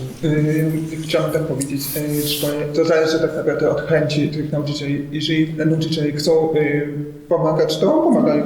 Natomiast w szkole podstawowej to nikt nie chciał wiedzieć, co należy mi pomagać i tak dalej. Dlatego szybko zmieniałam szkołę, bo po prostu miałam wsparcie. I dopiero w gimnazjum już jest lepiej, dlatego że sami pedagodzy obiecali nam, że będą mnie wspierać, że oni sami podejdą do każdego nauczyciela, żeby wytłumaczyć, jak ze mną rozmawiać, bo byłam jedyną osobą niepełnosprawną w szkole, więc to jest tak inaczej to wyglądało. Ale to jest na tyle śmieszne, że oni sami nie zdają sobie sprawy, że oni czasem ich pomysły są trochę przesadzone. Mam na myśli, że na przykład wszystkim powiedział nauczycielem, że ja mam być pierwszy w rzędzie, a dla mnie to nie jest fajna rzecz, tylko że jak jestem pierwszym w rzędzie, to za każdym razem jestem wybrany do odpowiedzi. To jest denerwujące po prostu. Albo jak pani jest przy mnie blisko, to mnie pyta, czy rozumiesz mnie? Czy rozumiesz mnie, co ja mówię? No to jak to jest po prostu, żeby mnie nie widział po prostu. To jest, każdy ma takie specyficzne zupełnie, natomiast w liceum jest dużo lepiej, dlatego że u mnie w klasie było nas 4, jeżeli chodzi o osoby niedosłyszące, reszta słyszące. Dzięki temu nauczyciele wiedzą, jak podejść do nas, wiedzą, jak z nami rozmawiać. I było dla mnie też śmieszne, dopiero właśnie wiedziałam, czy na studiach, że w moim przypadku profesor zawsze powiedział, że ja mam problem z niedosłuchem, że czasem nie rozumiem, co mówi, to wtedy zawsze mi przynosi swoją notatkę, co on mówił na zajęciach i mam tyle notatek, super fajnie, poczytam sobie, a pewnego dnia sami słyszący mają problemy i przychodzą do mnie, daj mi te notatki, bo nic nie rozumiem, co mówią profesorowie, także to jest dla mnie śmieszne. A gimnazjum ostatnie, że ja ciągle mówię, mamo, nie daję rady, jak ta pani nauczycielka jest tak bakalnie, że nic nie rozumiem, ja nie wiem, jak radzą inne słyszące dzieci. To mnie to straszne, a mama życzliwa, o co chodzi? Nie. Poszła na spotkanie z tą nauczycielką, wróciła do mamy, miała biegłe oczy. Bartek, ja też nic nie rozumiem, co ta pani mówi. Także to jest naprawdę przeróżnie śmieszne sytuacje. Dobra, dziękuję bardzo. Właśnie chciałem dołożyć pytanie trochę dla głuchych, nie? Jak wygląda wasze... No mówisz i migasz. Przepraszam. Jak wygląda wasze doświadczenie z nauczycielami w języku migowym? Ja mogę? Mam porównanie. Śródborów i Łódzka. Wszyscy nauczyciele w Śródborowie nie migają. Jedna osoba troszeczkę w systemie. Akurat na lekcjach wszyscy mówili. Ja nie za wiele rozumiałam z tego. A na łódzkiej nauczyciele wszyscy migają. Już czułam się bardzo komfortowo, bardzo dobrze odbierałam wszystkie komunikaty, wiedziałam, o co chodzi. Sytuacje, które były wcześniej, których nie znałam z gimnazjum, musiałam powtórzyć jakby w liceum. To była nauka bez języka migowego w jednym okresie, gdzie czułam jakby upadek i taki wzrost w momencie, kiedy uczyłam się w języku migowym. Uważam, że bardzo ważna jest dwujęzyczna edukacja. No, trzeba dobrze rozumieć wszystko w języku migowym, ale też trzeba znać język polski.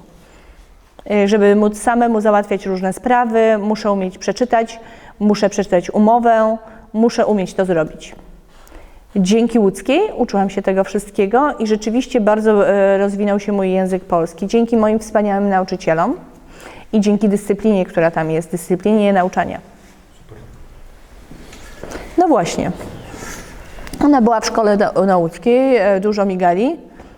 Ja też byłam przez 3 lata w szkole nauckiej, ale wtedy nie bardzo migali. Część nauczycieli tylko migała. Tam kończyłam szkołę zawodową. Ja najbardziej lubię przedmiot matematykę. W szkole podstawowej w Radomiu, w olimpiadach matematycznych brałem udział i tak dalej. Jak się przyniosłem tutaj do Warszawy, przyszły osoby ze Śródborowa i były bardzo słabe z matematyki. Na przykład w Radomiu też było różnie, tak? Ale tam nauczyciel języka matematyki nie znał języka migowego i to było bardzo trudno, jak to wyjaśnić wszystkim. A alfabeci nic nie rozumieją. No, wiele osób było niezadowolonych z tego, bo on mówił. Ja zaczynałem pisać, przepisywać, rozwiązywać zadania poprawnie, to tak naprawdę nie koncentrował się na mnie i tak naprawdę wymagał ode mnie, żebym ja uczył inne osoby. No to był problem. I był naprawdę taki dyskomfort. No oczywiście lubiłem wyjaśniać innym kolegom, ale to tak naprawdę zajęcie jest nauczyciela. Znaczy, no nie wiem, nie spojrzał jakby w siebie, nie starał się uczyć języka migowego. Teraz widzę, że na łódzkiej jest dużo lepiej, jest ogromna poprawa. No, wcześniej było inaczej. Rozumiem, są obie strony, tak, ale rzeczywiście było to przykre, że niektórzy nauczyciele nie migali. Teraz mnie nauczyciele migają, no jest dużo lepiej i jest taki komfort. Teraz na łódzkiej nauczyciele, jeżeli rekrutują nauczycieli, to też wymagają, żeby nauczyciele poszli na kurs języka migowego. Ja widzę, że dzięki temu można uczyć dzieci w języku migowym. Chciałam powiedzieć, jak byłam w Krakowie w Kielcach, w ośrodkach specjalnych, w Kielcach było często tak, że nauczyciele nie migali i po prostu na przykład jedna koleżanka z innej klasy, która była głucha, często mi mówiła, że jakby, no migała oczywiście, że ona nie rozumiała, że jakby słabo sobie radziła, nie? No ale też tak samo słabo słyszące osoby jakoś sobie dawały radę, ale no były sytuacje, że nauczyciel w ogóle nie umiał migowego. Właściwie nawet w Krakowie zdarzał się nauczyciel, który umiał, ale jakoś nie migał. Czasami trzeba było mu przypominać, a potem znowu zapominał.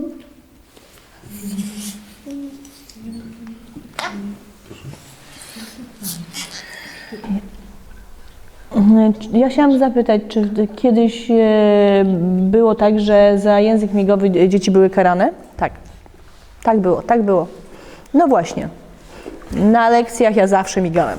Ja lubię żartować w języku migowym. Zawsze wszyscy mówili, że ja przeszkadzam, wyrzucali mnie za drzwi. No trudno, stałem pod tymi po 5-10 minut, bo oczywiście na lekcjach za dużo migałem. Ja też chciałam nawiązać, moi rodzice są głusi. Opowiadali mi kiedyś w latach 60., 70. w szkole podstawowej w Radomiu, w Warszawie, na Placu Trzech Krzyży, a nie na Placu Krzyży. Opowiadali mi różne rzeczy, że język migowy, za język migowy dostawało się linijką po dłoni. No były takie sytuacje. W latach 70. mogły być takie sytuacje. Nie wolno było migać, tylko trzeba było mówić. Moja mama dostawała linijką, ale nie za bardzo, bo ona potrafiła jakby wypowiadać się, mówić. No, kiedyś też były kary. Też były kary za to. Ja tak obserwuję Wasze historie, opowiadacie wszystko i mam porównanie. Myślę, że to jest dobre porównanie, że osoby słabosłyszące, podobnie jak usi, podstawą do edukacji to mają język, tak? Że jak opowiadaliście, że była integracyjna, czy tam integracyjna klasa, to poziom był taki, że nauczyciele chcieli dla każdego, a wy nie korzystaliście, nie? Podobnie jak niesłyszalnie opowiadała Aga, że tak samo po przejściu na łódzką miała super efekty, nie? Dzięki językowi. Ale pytanie mam, bo ostatnio miałem taką, tak naprawdę to jest początek myślenia mojego o tym spotkaniu dzisiaj. Nie? Taka pierwsza myśl. Niedawno spotkałem osobę niesłyszącą zupełnie i no, ja jako szef miałem jej dać polecenie, nie? Żeby zrobiła coś.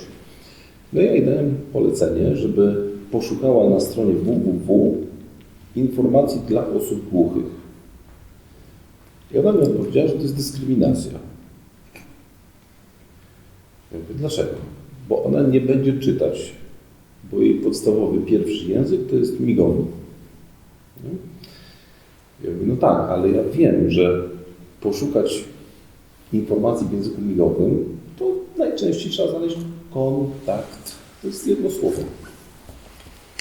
I ona się wycofała, powiedziała, że to jest dyskryminacja językowa i że ona nie będzie pracować u nas. No i teraz pytanie, czy osoby głuche powinny czytać, pisać, czy nie? Czy to jest dyskryminacja? Moim zdaniem tak.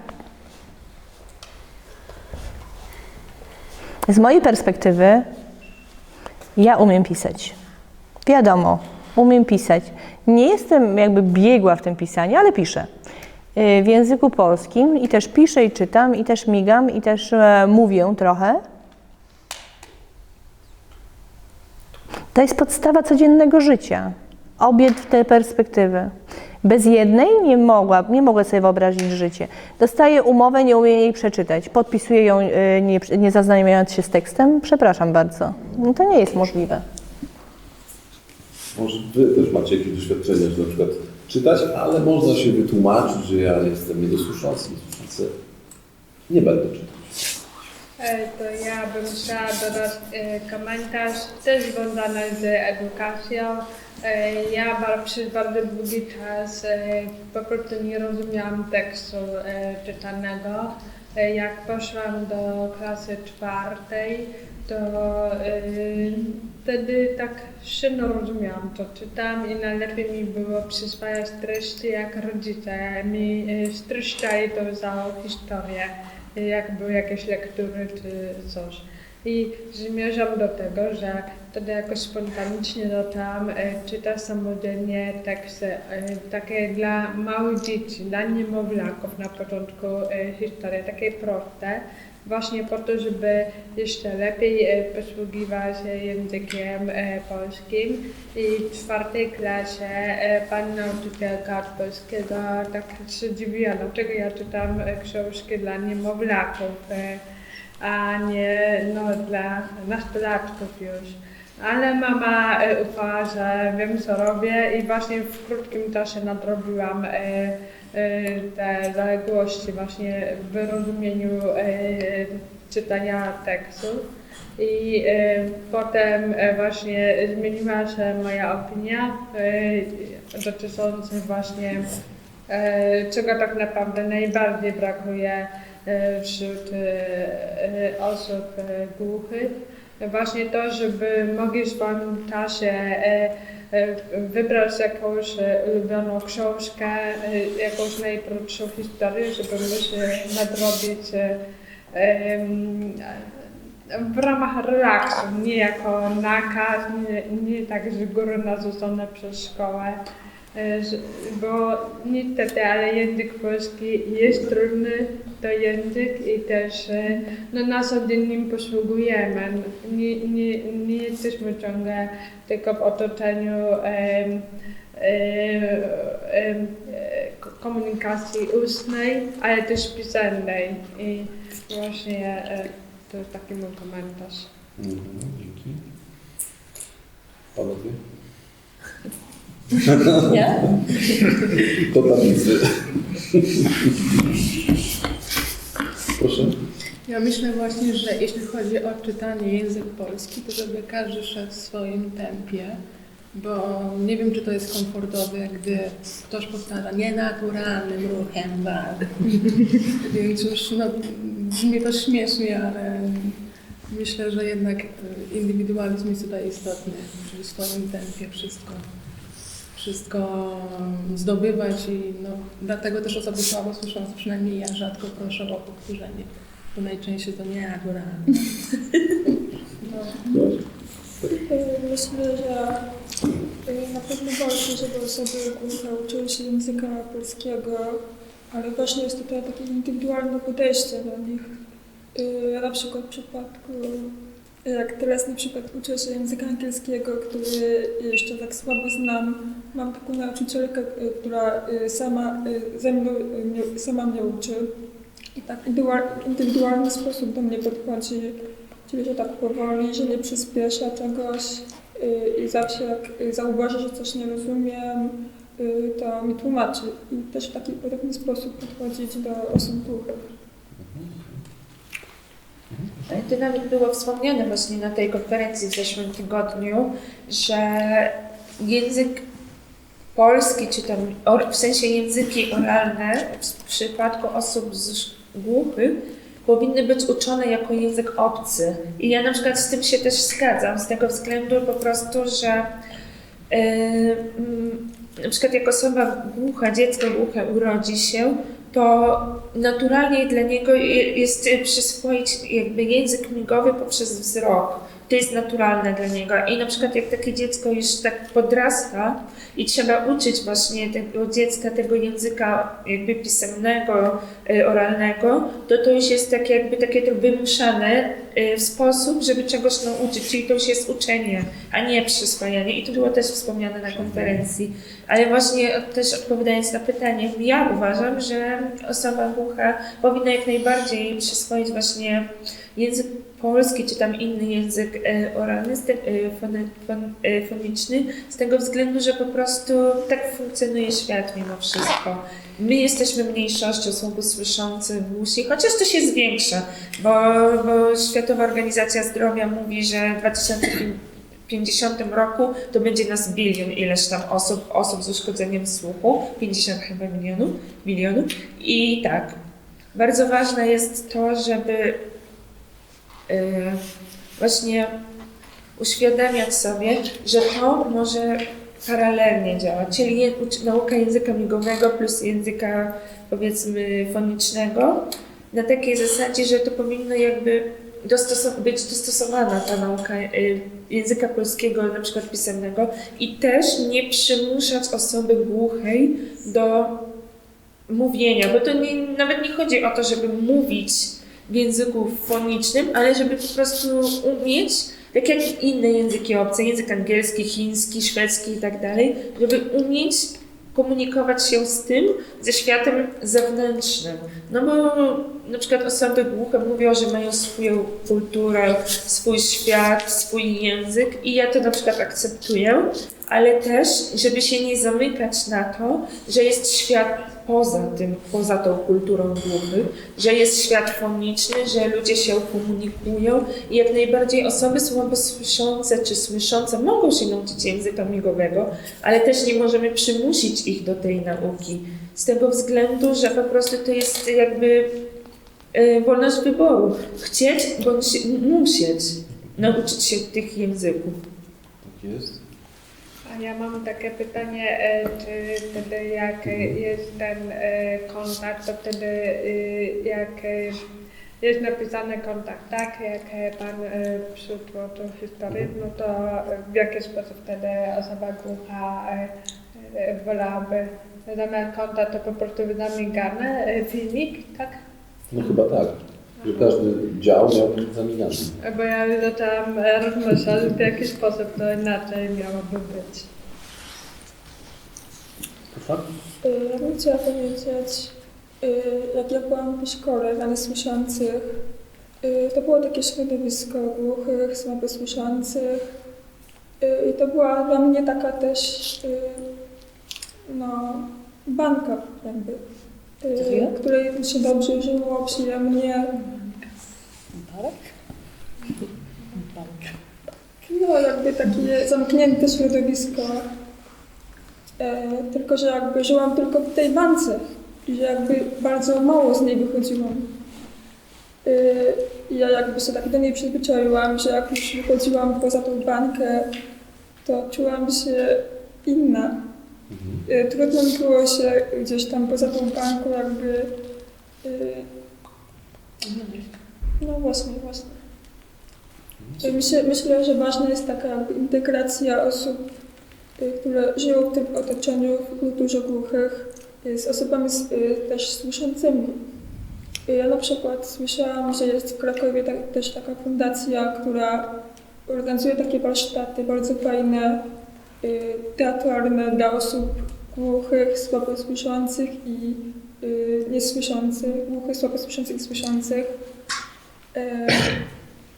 I tam właśnie jednocześnie wszystkie jakby takie różne osoby się łączą i taka fajna relacja się między nimi tworzy. Brałam udział w tych warsztatach i naprawdę było czuć taką magię w tym.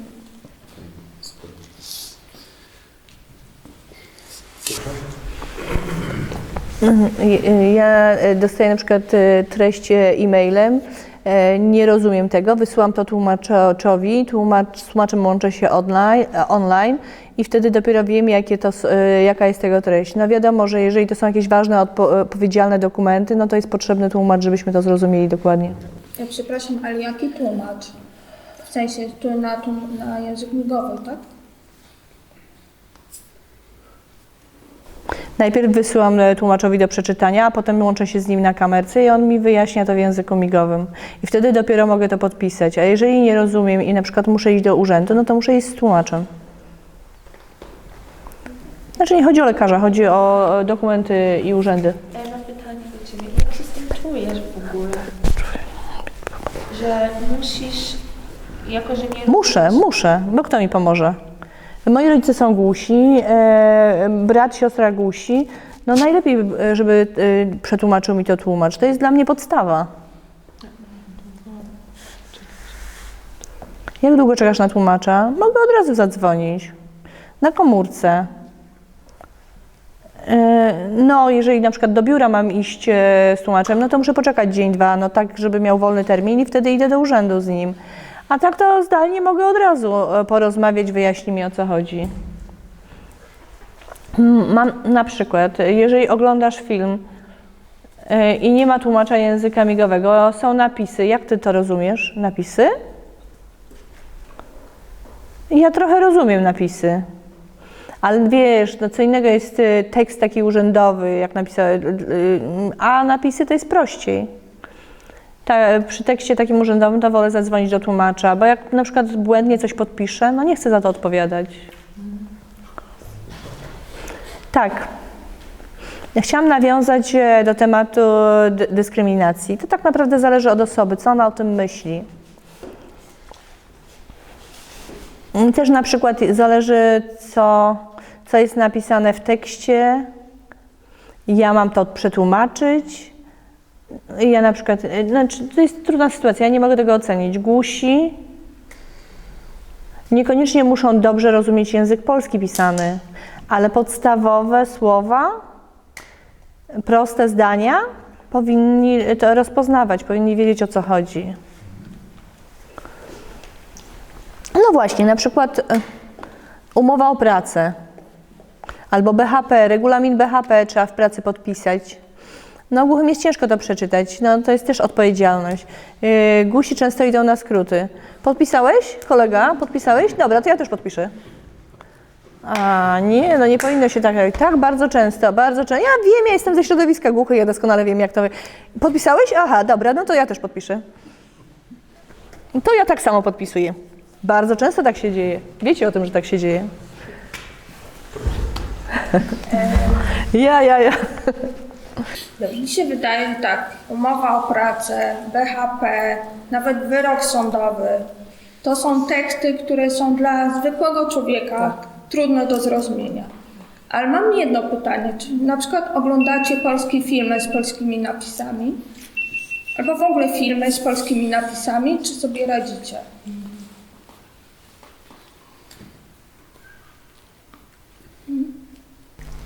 Tutaj no, na przykład właśnie pytanie jest o filmy, nie o pracę.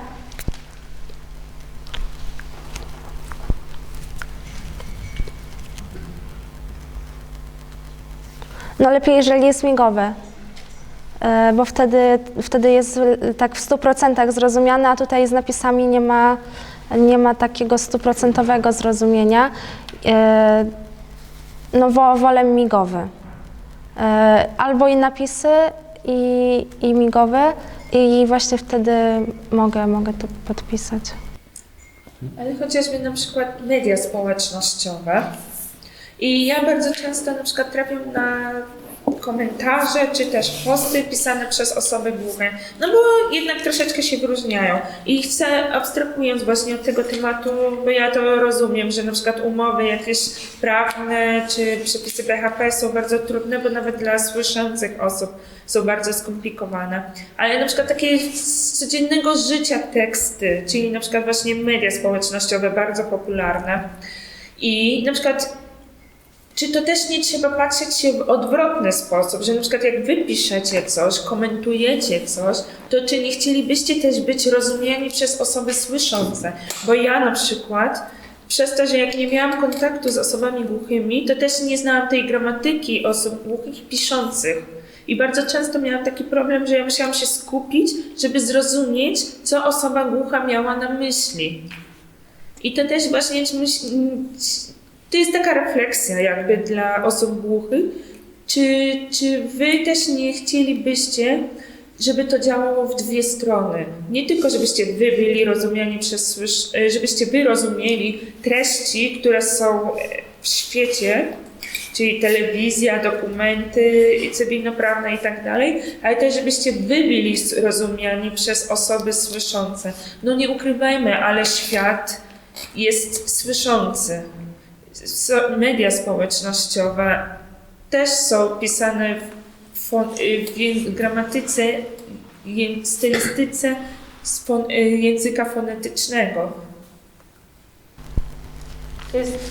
To może ja odpowiem. O co chodzi tutaj? My w środowisku głuchych, dla nas język polski jest językiem obcym. Jeżeli my piszemy, to tak samo piszemy w gramatyce właśnie migowej. Dlatego jeżeli nie rozumiemy o co chodzi, no to tak, ale dla nas to jest naturalnie to piszemy. No, język polska i gramatyka języka polskiego jest dla nas obca i możemy gdzieś tam popełniać w tym błędy, nie być pewni. Nie mamy świadomości, że jest popełniony błąd. Jeszcze odniosę się. Ale na przykład jak ja, jako Polka, uczę się języka angielskiego, czy tam niemieckiego, szwedzkiego, jakiegokolwiek, to jednak mimo wszystko mnie zależy na tym, żebym była zrozumiana przez te nacje. Bo ja wiem, że jeśli przekażę komunikat w właściwy sposób, w poprawny gramatycznie i stylistycznie sposób, to dzięki temu informacja będzie odczytana w ten sposób, jaką ja intencją chcę przekazać. No właśnie, często ja wyjeżdżam za granicę, no bo gdzieś tam jestem tym sportowcem, ale na przykład właśnie słyszący tutaj podchodzi, no i widzi, że są z różnych państw, nie mam problemu z komunikacją właśnie z głuchymi z innych państw. No i słyszący gdzieś tam do mnie podchodzą, jak to jest możliwe. Ja mówię, no to lepiej bądź głuchy. No słyszący muszą się nauczyć języka francuskiego, języka angielskiego i wielu różnych języków, a my gdzieś tam tutaj mamy mamy dobre warunki komunikacyjne. Nie mamy tutaj problemu, a no, słyszący muszą wiele języków gdzieś tam umieć, a my w tym migowym, no tak samo. Międzynarodowy. A no dawniej nie było głusi, dawno nie było, nie, zawsze był ten międzynarodowy. Dobra, to chciałem dołożyć pytanie, bo akurat jest związek z tym, co ja tutaj sobie przygotowałem. Chciałem zapytać z historii, z waszego doświadczenia, nie do słyszących, ale też głuchych, z historii na przykład życia 50, 60, 70 lat, głusi więcej teraz mają wiedzy, czy wcześniej mieli wiedzy więcej?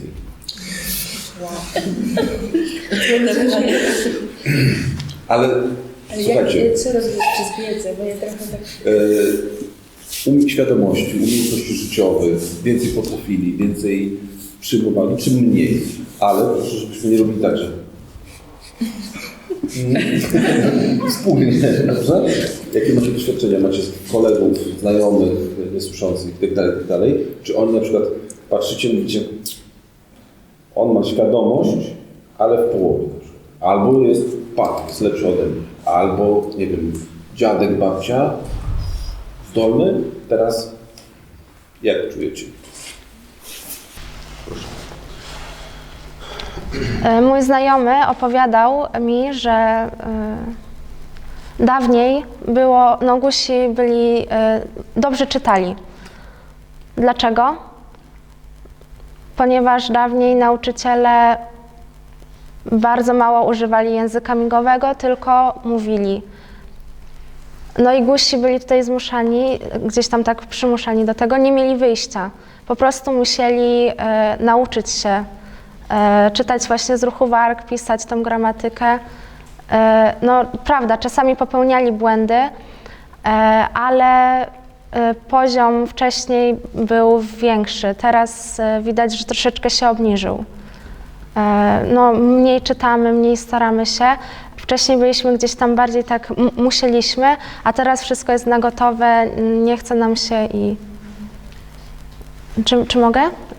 Jeszcze bym chciała też dodać, że po części się zgadzam, a po części nie zgadzam. Widzę, że każdy, tutaj właśnie jest taki popularny, że każdy ma wybór. Dlaczego? No, widzę, że moi rodzice są głusi i widzę, że troszeczkę jest między nami różnica. Dlaczego? Bo moi rodzice głusi, no, na przykład moja babcia, mój dziadek, oni ich uczyli, pamiętaj, musisz tego pilnować, a rodzice do mnie nie muszą, ponieważ szkoła mnie tego nauczyła, bo to gdzieś tam moja taka droga. Dlatego widzę, że no, mamy troszeczkę inne porównanie gdzieś tam tej sytuacji. Tak samo wiem, że my tutaj uczymy się języka polskiego, tak, bo podstawa to jest, ale młodzi też czasami nie chcą. Ja wiem, ja jestem tego świadoma, dlatego tutaj się zgadzam. A jeżeli chodzi o temat ogólnie życia moich, no na przykład praca, co dalej robić, to my możemy powiedzieć, że nie chcę się chwalić, ale mogę przyznać, że sobie radzimy w tym temacie. No właśnie, rodzice, dziadkowie, gusi wcześniej byli gdzieś tam bardziej, no musieli się, tak jak było wcześniej mówione, pochodzą z Lwowa. I mieli gdzieś tam bogatą historię i gdzieś tam te ich opowiadania są bardzo ciekawe,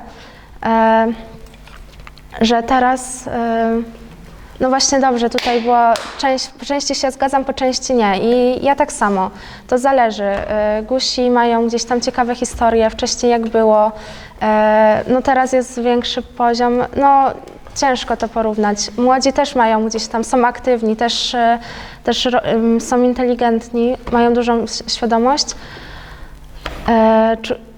Czujemy porównanie takie. No, ciężko, myślę, że jest podobnie.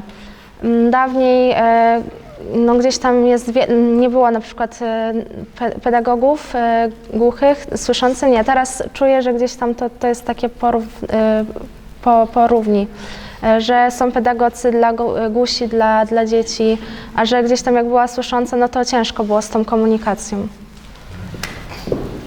Dobrze. Wiecie co, mam prawie 2 godziny. Super. 2 godziny? Chcecie przerwę? A mam jeszcze 3-4 pytania. Nie, po przerwie. No to akurat będzie... No to po. Dobra? Możemy przerwę zrobić 15 minut? Dobrze. Pytanie pierwsze po przerwie. Druga połowa meczu. Pytanie pierwsze na drzewkę. Po kawie, żeby się obudzić. Po co? W ogóle po co jest wiedza, świadomość, interesowanie się różnymi sprawami? Czy lepiej jest mieć własny świat, nie starać się?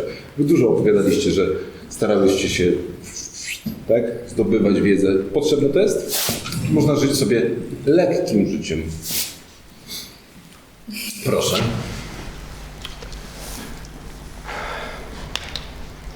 Po co jest wiedza, świadomość? Dzięki temu na przykład widzimy w przyszłości, że będzie jakaś taka negatywna sytuacja, to możemy jej uniknąć.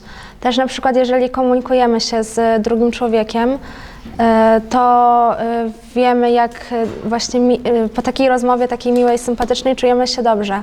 Albo na przykład, no właśnie tutaj podobne są sytuacje dla mnie, łatwiej będzie w życiu. To właśnie jeśli chodzi o wiedzę, jeszcze jak wyglądało pytanie, wiedza? Czy warto, czy potrzeba? No na przykład ja kocham czytać książki. Czyli ja tego nie opuszczę, bo ja to lubię.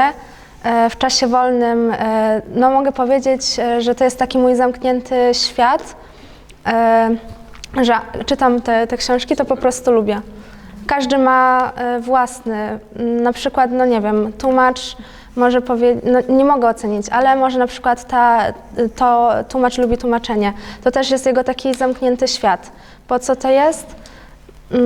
Szczerze mówiąc, ta osoba bez zainteresowań, bez pasji może powiedzieć, że to jest takie nudne wtedy życie. Dobra, bardzo dziękuję, ale proszę Cię odpowiadać, czy dyskutować. Proszę, edukacja, dobra? Czy warto, ale w czasie hobby teraz, nie? Możesz mieć lat 50, 60 i łowić ryby, to prawda, ale w czasie edukacji, czy warto się starać, czy można być niepełnosprawnym i mieć usprawiedliwienie. Bo ja jestem głuchy. Jestem głuchy, ja nie rozumiem. Ja jestem niezrozumiały, ja nie wszystko słyszę. I można? Po co się starać? Po co jest wiedza, świadomość, po co?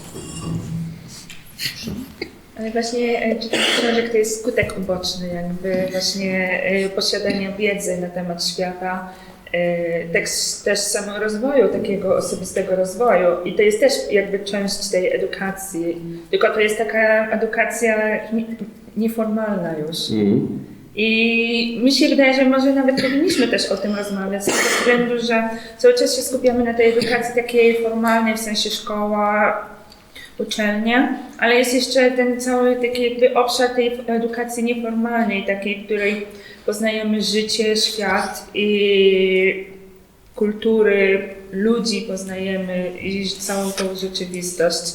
Ale właśnie tak, mi się wydaje, że to jest pytanie właśnie od wieków zadawane przez filozofów tak naprawdę. Po co my sami chcemy się edukować w szkole i po co? Mi się wydaje, że to jest kwestia tego rozwoju takiego osobistego. My jesteśmy jakby bardziej świadomi tego świata, jesteśmy bardziej otwarci też na ten świat, widząc tą całą różnorodność, takie zróżnicowanie tego wszystkiego. Ale w przypadku na przykład edukacji tej formalnej, wiedza, mi się wydaje przynajmniej, jest ważna z tego względu, że po prostu jesteśmy w stanie bardziej funkcjonować w społeczeństwie. Jeśli na przykład wiemy o pewnych kwestiach, na przykład nauczymy się podstaw, powiedzmy, ekonomii, będziemy w stanie wykorzystać ją w życiu realnym, na przykład zarządzając własnymi finansami. Jeśli na przykład uczymy się, tak samo z matematyka, jeśli uczymy się na przykład innych przedmiotów, to jest po prostu wynika z praktyki, że to nam nie jest potrzebne. Przede wszystkim jesteśmy w stanie odnaleźć się w świecie. O właśnie, okej.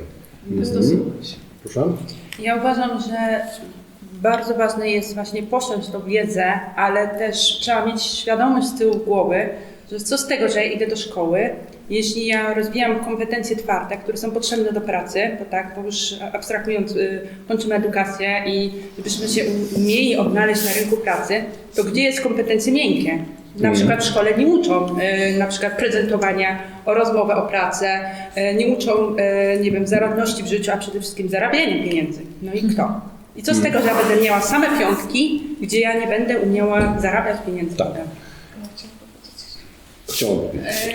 No ja na przykład jako dziecko chodziłam do szkoły, no bo byłam ciekawa świata, tak? I taką postawę miałam, że to jest miejsce, gdzie mogę realizować swoje potrzeby, posiadania wiedzy, a po co mi była ta wiedza? Właśnie po to, żebym w przyszłości mogła ją wykorzystać, a w jaki sposób jest przekazywana wiedza, to już jest inna historia. No prawda.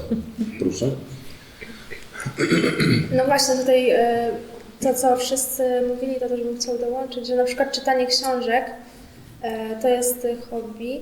No i to podobnie możemy właśnie tutaj gdzieś tam mieć taką wyobraźnię, właśnie na żywo to sobie, znaczy przedstawić to właśnie w tym obrazie, nie jako taki film. Może być właśnie na przykład 5 godzin takiego filmu, a ta książka jest taką, no, więcej możemy czytać. A film gdzieś tam jest ucięty i tak dalej. Jest jeden warunek. Trzeba umieć czytać. Dobrze. Ja zapytałem dlaczego. Bo głusi, no ja akurat znam od dziecka głuchych, ale napatrzyłem się tego, że głusi bardzo często mają taki znak swój albo nieulubiony. Tak? Czyli można powiedzieć, jestem debilem. Debilem, jak to tam tłumaczyć, nie? Ja jestem debilem, ja nie znam, ja jestem debilem, nie? Ja bym wolał jako prezes fundacji, żeby głuchy powiedział, nie jestem debilem, tylko jestem na przykład lekarzem. No, ale czy to się uda wykonać kiedyś w przyszłości? Wyobraźcie sobie na przykład, że idziecie do lekarza, on wam da receptę i tak dalej, ale nie umie czytać i pisać. Przyjmujecie lekarstwo, czy nie bardzo? No właśnie, tutaj przykład tego lekarza, też komunikacja jest ciężka bardzo. No na przykład właśnie urząd i no to jest mniejszy, ale właśnie tutaj ten mniejszy problem, ale właśnie lekarz, na przykład po USG, ja nie rozumiem, Tak jakby pisał po łacinie, nie rozumiem go w ogóle. Po prostu kiwamy do siebie nawzajem głową i w ogóle nie ma komunikacji. Czuję się zupełnie niepewny po wizycie u lekarza. No, z lekarzami komunikacja jest bardzo trudna. Tak, z lekarzami komunikacja jest trudna, to jest jedna rzecz. Mi chodzi o coś innego, że często, szczególnie wśród głuchych, usłyszących mało, bardzo mało, może ukrywają, może mają tajemnicę, nie wiem. U słabosłyszących nie słyszałem też, mało słyszę, ale u głuchych często jest tak, że dyskutujemy albo piszemy, a ja jestem debilny, ja nie rozumiem. Dlaczego? Często się zdarza, że na przykład to, co Mona wcześniej powiedziałeś, nie? Że głuchy, pisałeś? Dobra, jak piszę. Nie staramy się, nie? Tak, nie ma tego starania. Przez społeczność słyszącą tutaj, nie mówię o wszystkich oczywiście, jest wiele osób, które uważają osoby głuche za głuchoniemne, że takie prymalne, takie, które poza marginesem żyją. Zwróćmy uwagę na to, do jakich prac, do jakich edukacji głusi mają dostęp, więc to już sama odpowiedź jest na to pytanie. Właśnie. Proszę. Przyszła do mnie taka refleksja w czasie dyskusji, odpowiadając na to Twoje pytanie. Mi się wydaje, że osoby głuche, które mają rodziny głuchych, społeczność mają i oni się trzymają i jest taka jakby psychologia tłumu, gdzie jak ktoś podpisze, to ja podpisuję. Natomiast tutaj widzę doświadczenie koleżanek, kolegów jest takie, że my musieliśmy sami sobie radzić i my nie mieliśmy tej tożsamości, tej zbudowanej społeczności, więc siłą rzeczy musieliśmy gdzieś dopasować jakąś ramę. Więc to może taka... I to jest pytanie, czy tak jest naprawdę, czy nie?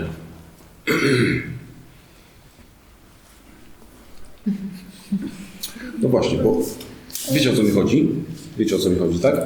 Że często, wyjątkowo grupa głuchych szuka takiego wymóweczki. Tak, nie chcę mi się tak dalej. Nie chcę się po prostu, nie chcę.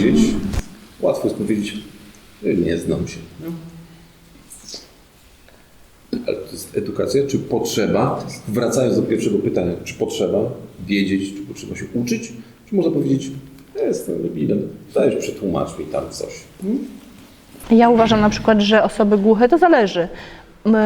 Na przykład są osoby, które lubią czytać, więc wiadomo, że potrafią pisać, mają edukację, mają gramatykę języka polskiego, znają.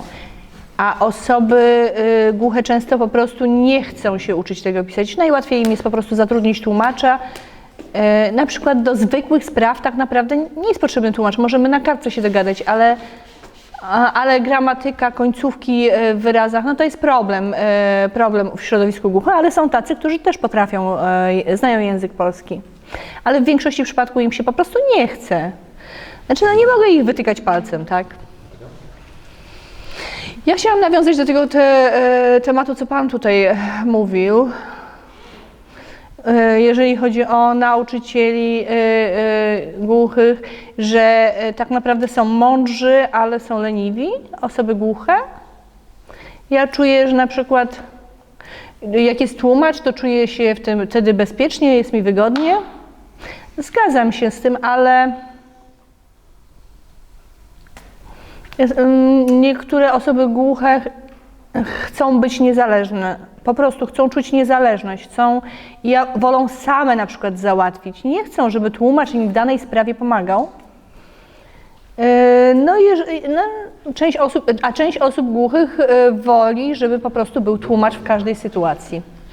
No, normalne, żeby się ja bardzo bym chciał, żeby głusi mieli wsparcie, mieli wszystkie informacje, mieli wszystkie możliwości, ale nie, żeby za głuchych robić, nie?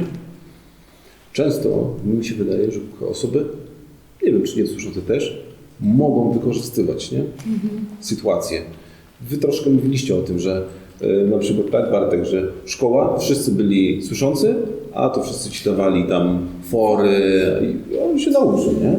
Ale wszyscy patrzyli, niepełnosprawny, jajko. Można się nauczyć od dziecka, od przedszkola, od szkoły, że jeżeli sytuacja jest różna, prawda? W przedszkolu jedno dziecko jest głuche, w masowej szkole albo będzie w każdej sytuacji, nie? W szkole podstawowej i tak dalej. No i pytanie. No. Dawno. Teraz jest jakby dużo tych szkół integracyjnych, ale kiedyś, w latach 70., 80. tego nie było. Była szkoła po prostu dla głuchych, po prostu szło się do szkoły dla głuchych. Nie było tak, że były szkoły integracyjne. Ja myślę, że bym sobie nie poradził w szkole dla integracyjnej. Tłumacz by musiał być i tak dalej. Jest szkoła dla głuchych, więc no, dla mnie lepszą alternatywą była szkoła dla głuchych. Mi się wydaje, tak patrzę na historię waszą, podziwiam, że tyle pracy włożyliście, żeby się nauczyć, żeby umieć czytać, żeby radzić sobie z różnymi sytuacjami, nie? Żeby mieć dzieci, wychować, żeby być, nie wiem, prezesem klubu sportowego, żeby być prawnikiem i tak dalej, nie? Tak, pamiętam też, jak byłem dzieckiem, cały czas byłem w towarzystwie osób głuchych. No i często osoby słyszące mówiły na mnie niemowa, tak mi dokuczały. Ja nie wiedziałam, co to znaczy w ogóle to słowo niemowa. Niemowa i dowalę ci. Ale no, też byli tacy, którzy mnie wspierali, bo ja byłam bardzo dobrym piłkarzem. Nie rozumiałam, co oni mówią. Pytałam ojca, dlaczego oni mi mówią niemowa? Nie umiesz czytać, nie umiesz mówić, dlatego jesteś niemowa. Oj, no to wtedy się bardzo zdenerwowałam. Co chcesz, pisać umiemy, będziemy na kartce rozmawiać. No, słyszący się patrzyli na mnie. Myślicie, że ja jestem matołem? Co to jest? Ja jestem równy z osobami głuchymi, słyszącymi. Już więcej na mnie nie mówili niemowa, ale naprawdę bardzo często się spotykałem ze słowem niemowa, ale teraz dzięki edukacji, no i w środowisku głuchych, teraz głusi studiują, uczą się. No i teraz możemy jakby dorównywać osobom słyszącym. No takie było moje odczucie. Pytanie, kto zna migowy z was? Ale to zależy od podstawy jest. Może powiedzieć tam SJM, czy PJM, czy podstawowe? Podstawy. Znacie, tak? Dobra. Znacie PJM czy SJM? System. 2. Polski język migowy. PJM, dobra? 2. Dobra. Mam pytanie, czy naprawdę SJM to jest zło? Ja myślę, że nie. No, proszę bardzo. Wszyscy się zgadzają? Znaczy ja nie bardzo. Nie zgadzam się. Znaczy nie bardzo. A tym się różni. To ja wiem, o co chodzi, tylko to jest... Dobrze. Proszę. Dlaczego SJM czasami nie lubię patrzeć na SJM, głusi nie lubią przydomków w, na, pod, przed. No nie ma w tym wyobraźni jakby. Dlatego głusi najbardziej lubią czysty ten język migowy, swój język. To jest główny powód, że takiej przestrzeni nie ma. Jest łatwiej komunikować się w PJM-ie. Ale są głusi zdolni, którzy potrafią czytać i tak naprawdę używają obu języków, a czasem wybierają jeden. Okej. Ania? Nie, chciałam tylko zapytać, czyli SJM to jest bardziej ten nasz foniczny język? System językowo-migowy, gramatyka, struktura gramatyki języka Ktoś polskiego. chce wyjaśnić, Ania, co to jest SJM, PJM? Różnica w skrócie. Ja wyjaśniam. System to jest... Ojej, jeszcze raz, przepraszam. System językowo-migowo, podstawową gramatyką jest język polski.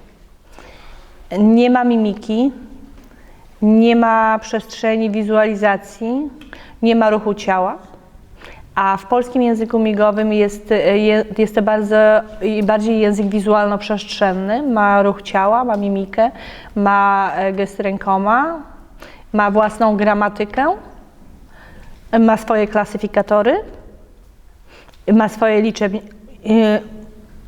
inkorporacyjne, na przykład złoty, 2 złote, tydzień, 2 tygodnie, ma własną gramatykę. Tak wygląda różnica, a w SJM-ie czegoś takiego nie ma. Tam jest tylko podstawą gramatyka języka polskiego. Ostatnie pytanie.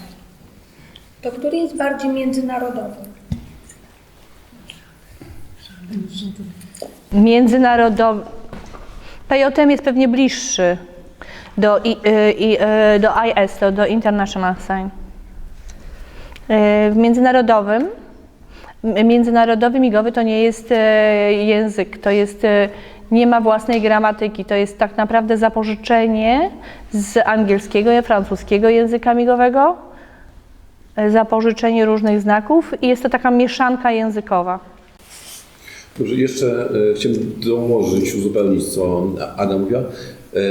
Dla osób, które nie znają różnicy między SJM a PJM, że w 1974-1976 roku mniej więcej w Polsce wcześniej tylko metoda oralna nauczania, nie? Że nauczyciel tylko mówił i mówił i mówił, każdy musiał się nauczyć, dlatego migali tutaj niektórzy, że na przykład dostawali linijką po rękach albo mieli związywane ręce, bo nie wolno było migać. Później w 1974-1976 roku mniej więcej powstał system językowo-migowy, który był równo wzięty z gramatyką języka polskiego. Nie? No i można powiedzieć, że niesłyszący mieli własny język migowy, ale powstał taki jakby nakładka, żeby się dogadać, żeby uczyć, żeby tłumaczyć w sądach i tak dalej. Czyli on był nakładką. Ale to nie jest normalny język głuchych osób. Nie? Często jest tak, że osoby głuche mówią, że SJM gorączki dostają od razu. Dlatego pytam, czy SJM to się równa zło, czy nie? No i ciąg dalszy. Ja nawiążę do tego. Zło to zależy dla kogo. Na przykład dla mnie okej. Dlatego, że znam język polski. Normalnie w komunikacji wolę PJM. Jest mi po prostu wygodniej komunikować się.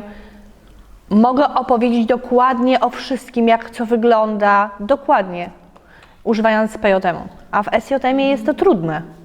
Jak ja mam to zamigać? Dlatego mi jest bardziej wygodniej w PJM-ie. Ale była taka sytuacja w sądzie. Był tłumacz SJM. Ja nie chciałam tego tłumacza. Ja wolałam tłumacza PJM-owego. W takiej sytuacji to było dla mnie za trudne. O właśnie, w sądzie bardzo ciekawa sytuacja. W sądzie jest słyszący na przykład tłumacz przysięgły i jedna osoba głucha ze wsi. Naprawdę tłumacz nie mógł zrozumieć w ogóle tej osoby, jak ona migała. W ogóle nie mógł odebrać tego komunikatu. To nie był ani system, ani PJM, po prostu takimi gestami migała. Przełożyli tą rozprawę, mój tata przyjechał, on był prezesem kiedyś i tak dalej, więc tata przekładał. No wiadomo, trudno, trzeba było jakoś się dogadać, tam była sprawa majątkowa. Tata przekazywał do tłumacza i tłumacz dopiero tłumaczył. I tata rozumiał te jego gesty, te jego zachowania. I tak naprawdę ciężkie to było dla sądu. Dla sądu to było zaskakujące, ale są takie wyjątkowe sytuacje. Na przykład w szkole w pierwszej klasie był SJM? W ogóle nie było. Po prostu migaliśmy i już. I na przykład nie było coś takiego, że my coś źle migamy i tak dalej. Po prostu migaliśmy. Nie było jakby pieczątki na dłoni, że to jest SJM. Już w 1974 40 lat minęło. Nikt mi nie mówił o tym, że nie myślałem o tym, czy to jest SJM, czy to jest PJM, po prostu migałem i tyle. Jeszcze nadal są głusi, którzy migają w SJM-ie i nawet tego nie czuję. Mi też się czasami zdarza, że jakieś tam słowo wstawię, zamigam. Nie wiem, po prostu migam i tyle. Nie wiem, czy to jest czysty PJM. Głusi czasami łapią między sobą nawet to, że ktoś zamigał w systemie coś. Ale w komunikacji oczywiście ja wymagam PJM-u. Ja w ogóle myślę, że ten SJM i PJM trzeba odróżnić, bo polski język migowy, wiem kiedy osoba głucha mnie pyta, kiedy ja się cieszę, że kogoś widzę, że teraz się nie cieszę. Mogę powiedzieć, cieszę się, widzę Ciebie. Wszystko to jest ważne, całe ciało, więc system języka językowo-migowy może być pomocny, ale jednak bym tak... Wyrzucała. No, odpoczynek wysłała. Ale widzę, że walczysz z uczuciem. Proszę. Ja chciałam dodać do tego, co mówił Morawski. Czasami się zdarza, że zamigamy coś w systemie. I zauważyłam to wśród osób, które dobrze znają język polski. Czasami coś zamigają, zamieszają jakby system z polskim językiem migowego. To nie ma nic złego, oczywiście to jest normalne. O to chodzi, że co innego jest, jak na przykład zupełnie ktoś miga w systemie. Znaczy, co innego jest też, jeżeli chodzi o edukację języka polskiego. Wiadomo, że nie można przetłumaczyć ją idealnie na PJM. Okej, to jest dla mnie sytuacja okej. Ale w życiu codziennym nie. No właśnie, wcześniej pytałem, czy wy byście chcieli pójść do lekarza głuchego? Chciałbym pójść do lekarza. Ale on Tak, chciałbym pójść do lekarza nie umie głuchego. czytać, pisać, nie umie w ogóle nic. Chciałbyś pójść do lekarza? Dobra porada. Lekarz? Dyplom ma, ale czytać, pisać nie potrafi. Ja myślę, że nie. Wyobrażam sobie, tak? Nie, to jest niemożliwe. Historia. To niemożliwe jest. Za granicą są głusi lekarze. Znaczy ja wyobrażam sobie, że to lekarz byłby dla głuchych, tak? Dla takich pacjentów świetnym po prostu lekarzem, bo nie byłoby żadnej barier komunikacyjnej i mógłby jeszcze lepiej pomóc, no bo jeszcze lepszy byłby wywiad z pacjentem. Natomiast ja osobiście bym nie poszła, bo bym wiedziała, że jeszcze będzie tłumacz języka migowego, ze względu na to, że ja nie umiem języka migowego i to byłoby tak naprawdę spotkanie dla 3 osób, a nie dla 2. Czyli że ja pacjent jako pacjent i lekarz. Też komunikacja by była, fajnie byłoby, jakby był wybór między głuchym lekarzem czy słyszącym lekarzem, bo idąc osoba głucha do lekarza komunikuje się z tłumaczem, a nie z głuchą osobą, więc to fajnie byłoby, jakby był lekarz-pacjent. Okej. Aga? Wyobraźcie sobie, jakbyśmy się zamienili. My mamy problem, bo nie ma lekarzy głuchych albo umiejących dobrze migać. My musimy wziąć tłumacza. Wyobraźcie sobie, zamienimy się. Dobra. Mi chodziło w tym pytaniu o to, czy wy sobie wyobrażacie, że będzie lekarz głuchy, wykształcony po studiach, po 7 latach, po praktykach. No musi się uczyć, musi zdobywać doświadczenie, musi się... Głuchy lekarz? Rodzice, jak na przykład jak są słyszący, to jeżeli rodzice są głusi, no to wtedy łatwiejsza relacja by była z głuchym lekarzem. Ja w ogóle nie słyszałam, czy jest w ogóle lekarz po wyższych studiach. Za granicą są. Czasami są. W Niemczech chyba są. Teraz jest taki czas ogromnej zmiany. Teraz podnosi się ta edukacja, bardziej się rozwija. Nauczyciele potrafią migać. No, są obszary do naprawy. Oczywiście w przyszłości możemy je naprawić i myślę, że może być tak, że osoba głucha będzie lekarzem. No właśnie. Na przykład osoba głucha marzy o tym, żeby w przyszłości No już nauczyciele głusi są, tak? A teraz oczywiście dobrze by było, żeby byli lekarze, ale jakoś tak nie widać tej pasji. Bardziej widać w pedagogice tą pasję wśród osób głuchych. Potrzeba się uczyć, nie wiem, z 7 lat i można zostać lekarzem, ale mało. Za granicą rzeczywiście zdarzają się takie sytuacje. Ja nie będę lekarzem, ja kocham sport. Po prostu mam problem od dziecka, prawda? Z orzeczeniem, z lekarzem, z ZUS-em, z grupą niepełnosprawnych itd., przydział edukacji w ogóle, ale to prawda, że my, a przynajmniej ja bym bardzo chciał, żeby głusi mogli być lekarzami, prawnikami itd. Ja sobie wyobrażam, że super, taka propozycja do dyskusji, może powiecie, jesteś głupi, ale że od dziecka dziecko można uczyć dwujęzycznie, czytać, migając czytać i na pewnym etapie, jeżeli on chce być, marzy być lekarzem, policjantem, prawnikiem, powinien wiedzieć, że musi się sam kształcić. Dzięki na przykład SJM, nie? Żeby czytał końcówki, żeby wiedział na przykład recepta, to, że do pewnego etapu musi czytać sam, nie? Tak, ja myślę, no właśnie. Ja też chciałam do tego nawiązać.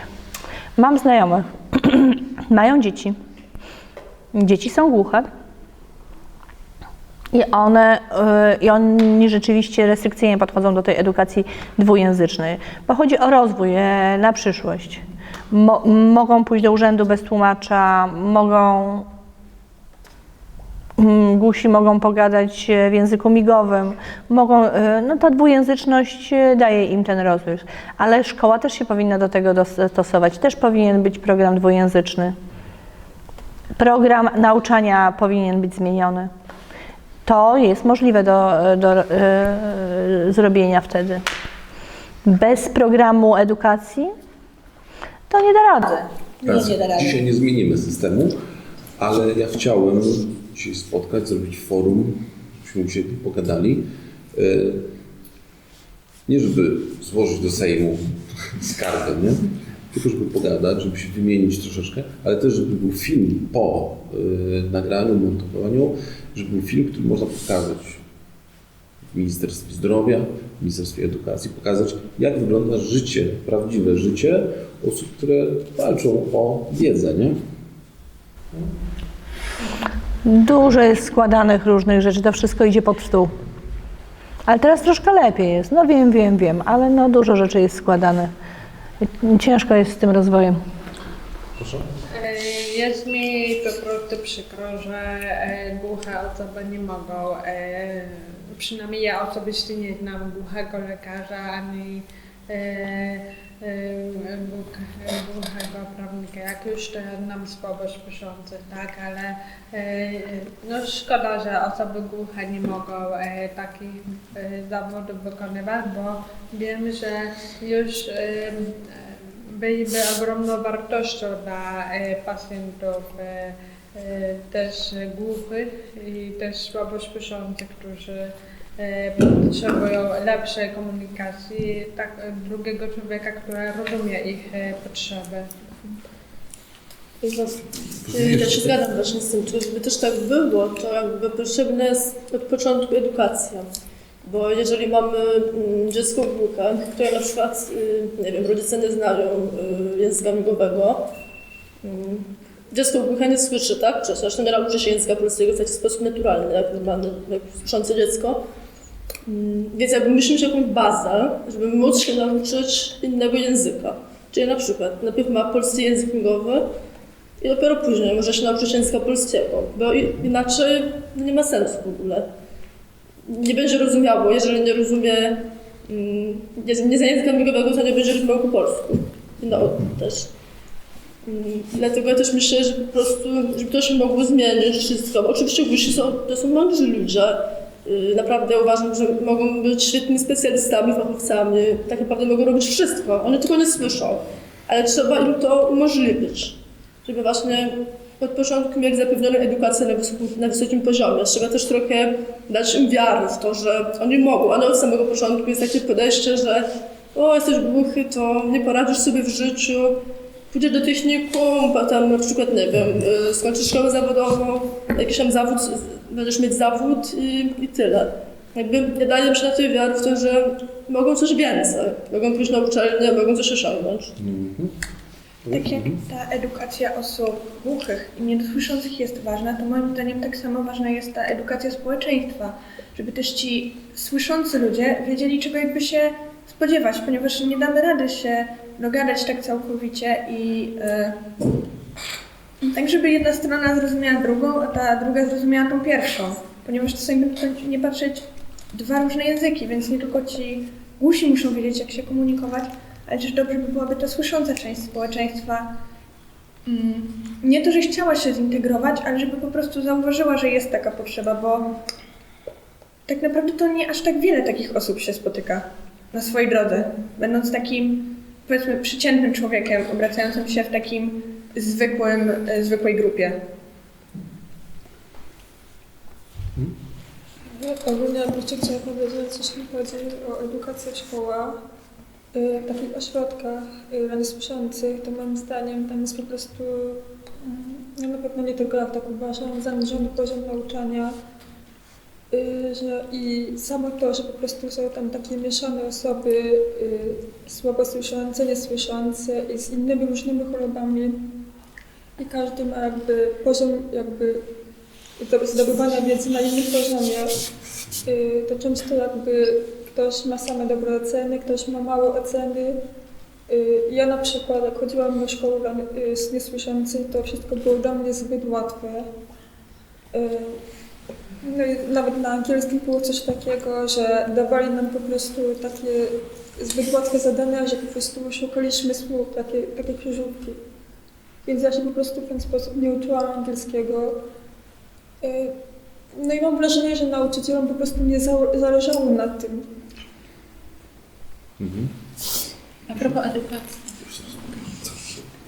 A propos edukacji, ja myślę, że są już gotowe narzędzia, z zachodu możemy czerpać, na przykład w Stanach Zjednoczonych jest na przykład uczelnia dla głuchych, ponoć coś mignęła mi się taka wiadomość, że rektor jest już głuchy, prawda?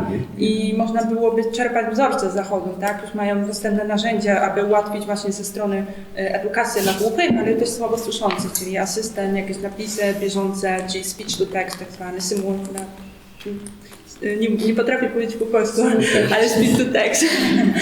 No, w każdym razie to są napisy na bieżąco, na żywo, za pomocą wypowiedzianych słów i myślę, że stąd możemy taką wspólne forum, później na forum polskim, ale później forum międzynarodowej, tak żeby czerpać najlepsze wzorce, które są już na zachodzie praktykowane. Tak jest. Był taki jeden ciekawy film, oglądałem go. Wow. Kobieta miała brata głuchego. Nie mogła z nim się komunikować. Jak sobie z tym poradzić, jak mu pomóc. Była bardzo zmartwiona. Była jakiś temat o chorobie, nie mogła mu tego wytłumaczyć. Poszła na kurs języka migowego. Uczyła się kursu języka migowego, spotkała brata i zaczęła migać. Ta kobieta uczyła się na kursie i od razu z bratem miała taki dobry kontakt, a wcześniej w ogóle nie było kontaktu, w ogóle nie było rozmowy, a teraz, jak się nauczyła języka migowego, od razu była bardzo zadowolona z tego powodu i bardzo zadowoleni byli z tego kontaktu. Ja chciałam dodać, że Ty mówiłaś na temat dziecka. Nie wiem, czy dobrze zrozumiałam, że jeżeli chodzi o dziecko, od razu edukacja dwujęzyczna. Nie do końca się z tym zgadzam. Ja jestem dobrym przykładem. Migam w PJM-ie, migam w SJM-ie, czytam. Czyli jakby jestem dwujęzyczna. Jak byłam mała, miałam, nie wiem, 9 miesięcy, rok, można od razu takie dziecko małe uczyć i migać, i mówić. Na przykład najpierw dziecko, są takie stereotypy, że ludzie mówią, że dziecko najpierw trzeba uczyć języka polskiego, a potem dopiero migowego, czy też odwrotnie. Natomiast ja uważam, że od razu można obu języków uczyć.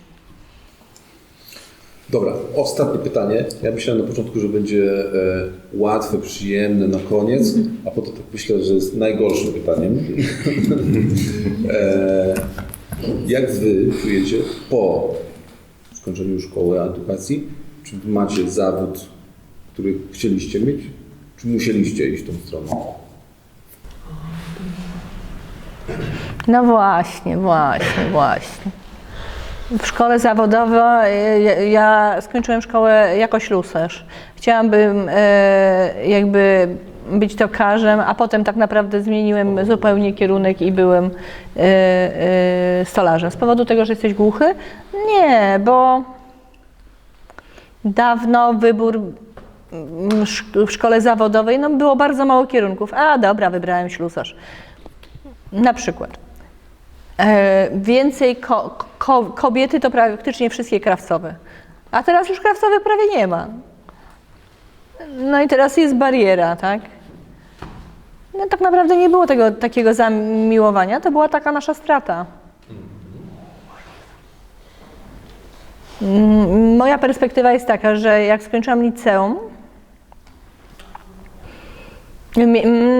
moim zawodem był kucharz, tak? Jako kucharz skończyłam, więc nie za bardzo byłam z tego zadowolona i przeszłam do pracy w biurze w kadrach i płacach i teraz w tym roku będę też lektorem języka migowego. To jest moje, to bardzo mi się, a kadry i płace są ok, ale jako lektor języka migowego czuję się najlepiej. W szkole podstawowej byłem dosyć zdolnym uczniem, malowałem, rysowałem. Dyrektor szkoły, nauczyciele.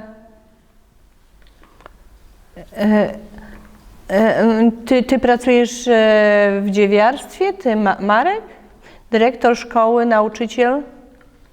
Nie zgadzał się, żebym ja... Stwierdzili, że muszę iść do szkoły w Wejherowie. Rozłożyłem mapy, patrzyłem, gdzie to jest miasto. O Boże, do Gdańska. Nie, ja nie chcę tak daleko dojeżdżać. A tata mówił, no dobra, spokojnie. Egzamin zdałem, poszedłem do pierwszej klasy. Ja byłem w pierwszej, tam były osoby z trzeciej, prowadzili mnie, do której klasy mam pójść. I tak patrzę, że takie rysunki trudne, to wszystko. I mamo, ja chcę zrezygnować, przecież to się nie nadaje dla mnie. Spokojnie, z czasem się nauczysz, powoli. W trzeciej klasie to już będzie takie proste dla ciebie. Tak mi odpowiadała. Pomyślałem sobie, dobrze. W trzeciej klasie rzeczywiście, do dzisiaj kocham kreślarstwo, ten mój zawód. Teraz już pracuję w biurze przez 20 lat na komputerze. Słyszący dziwią się, że ja nie słyszę. A, w głowie trochę masz, a nie słyszysz.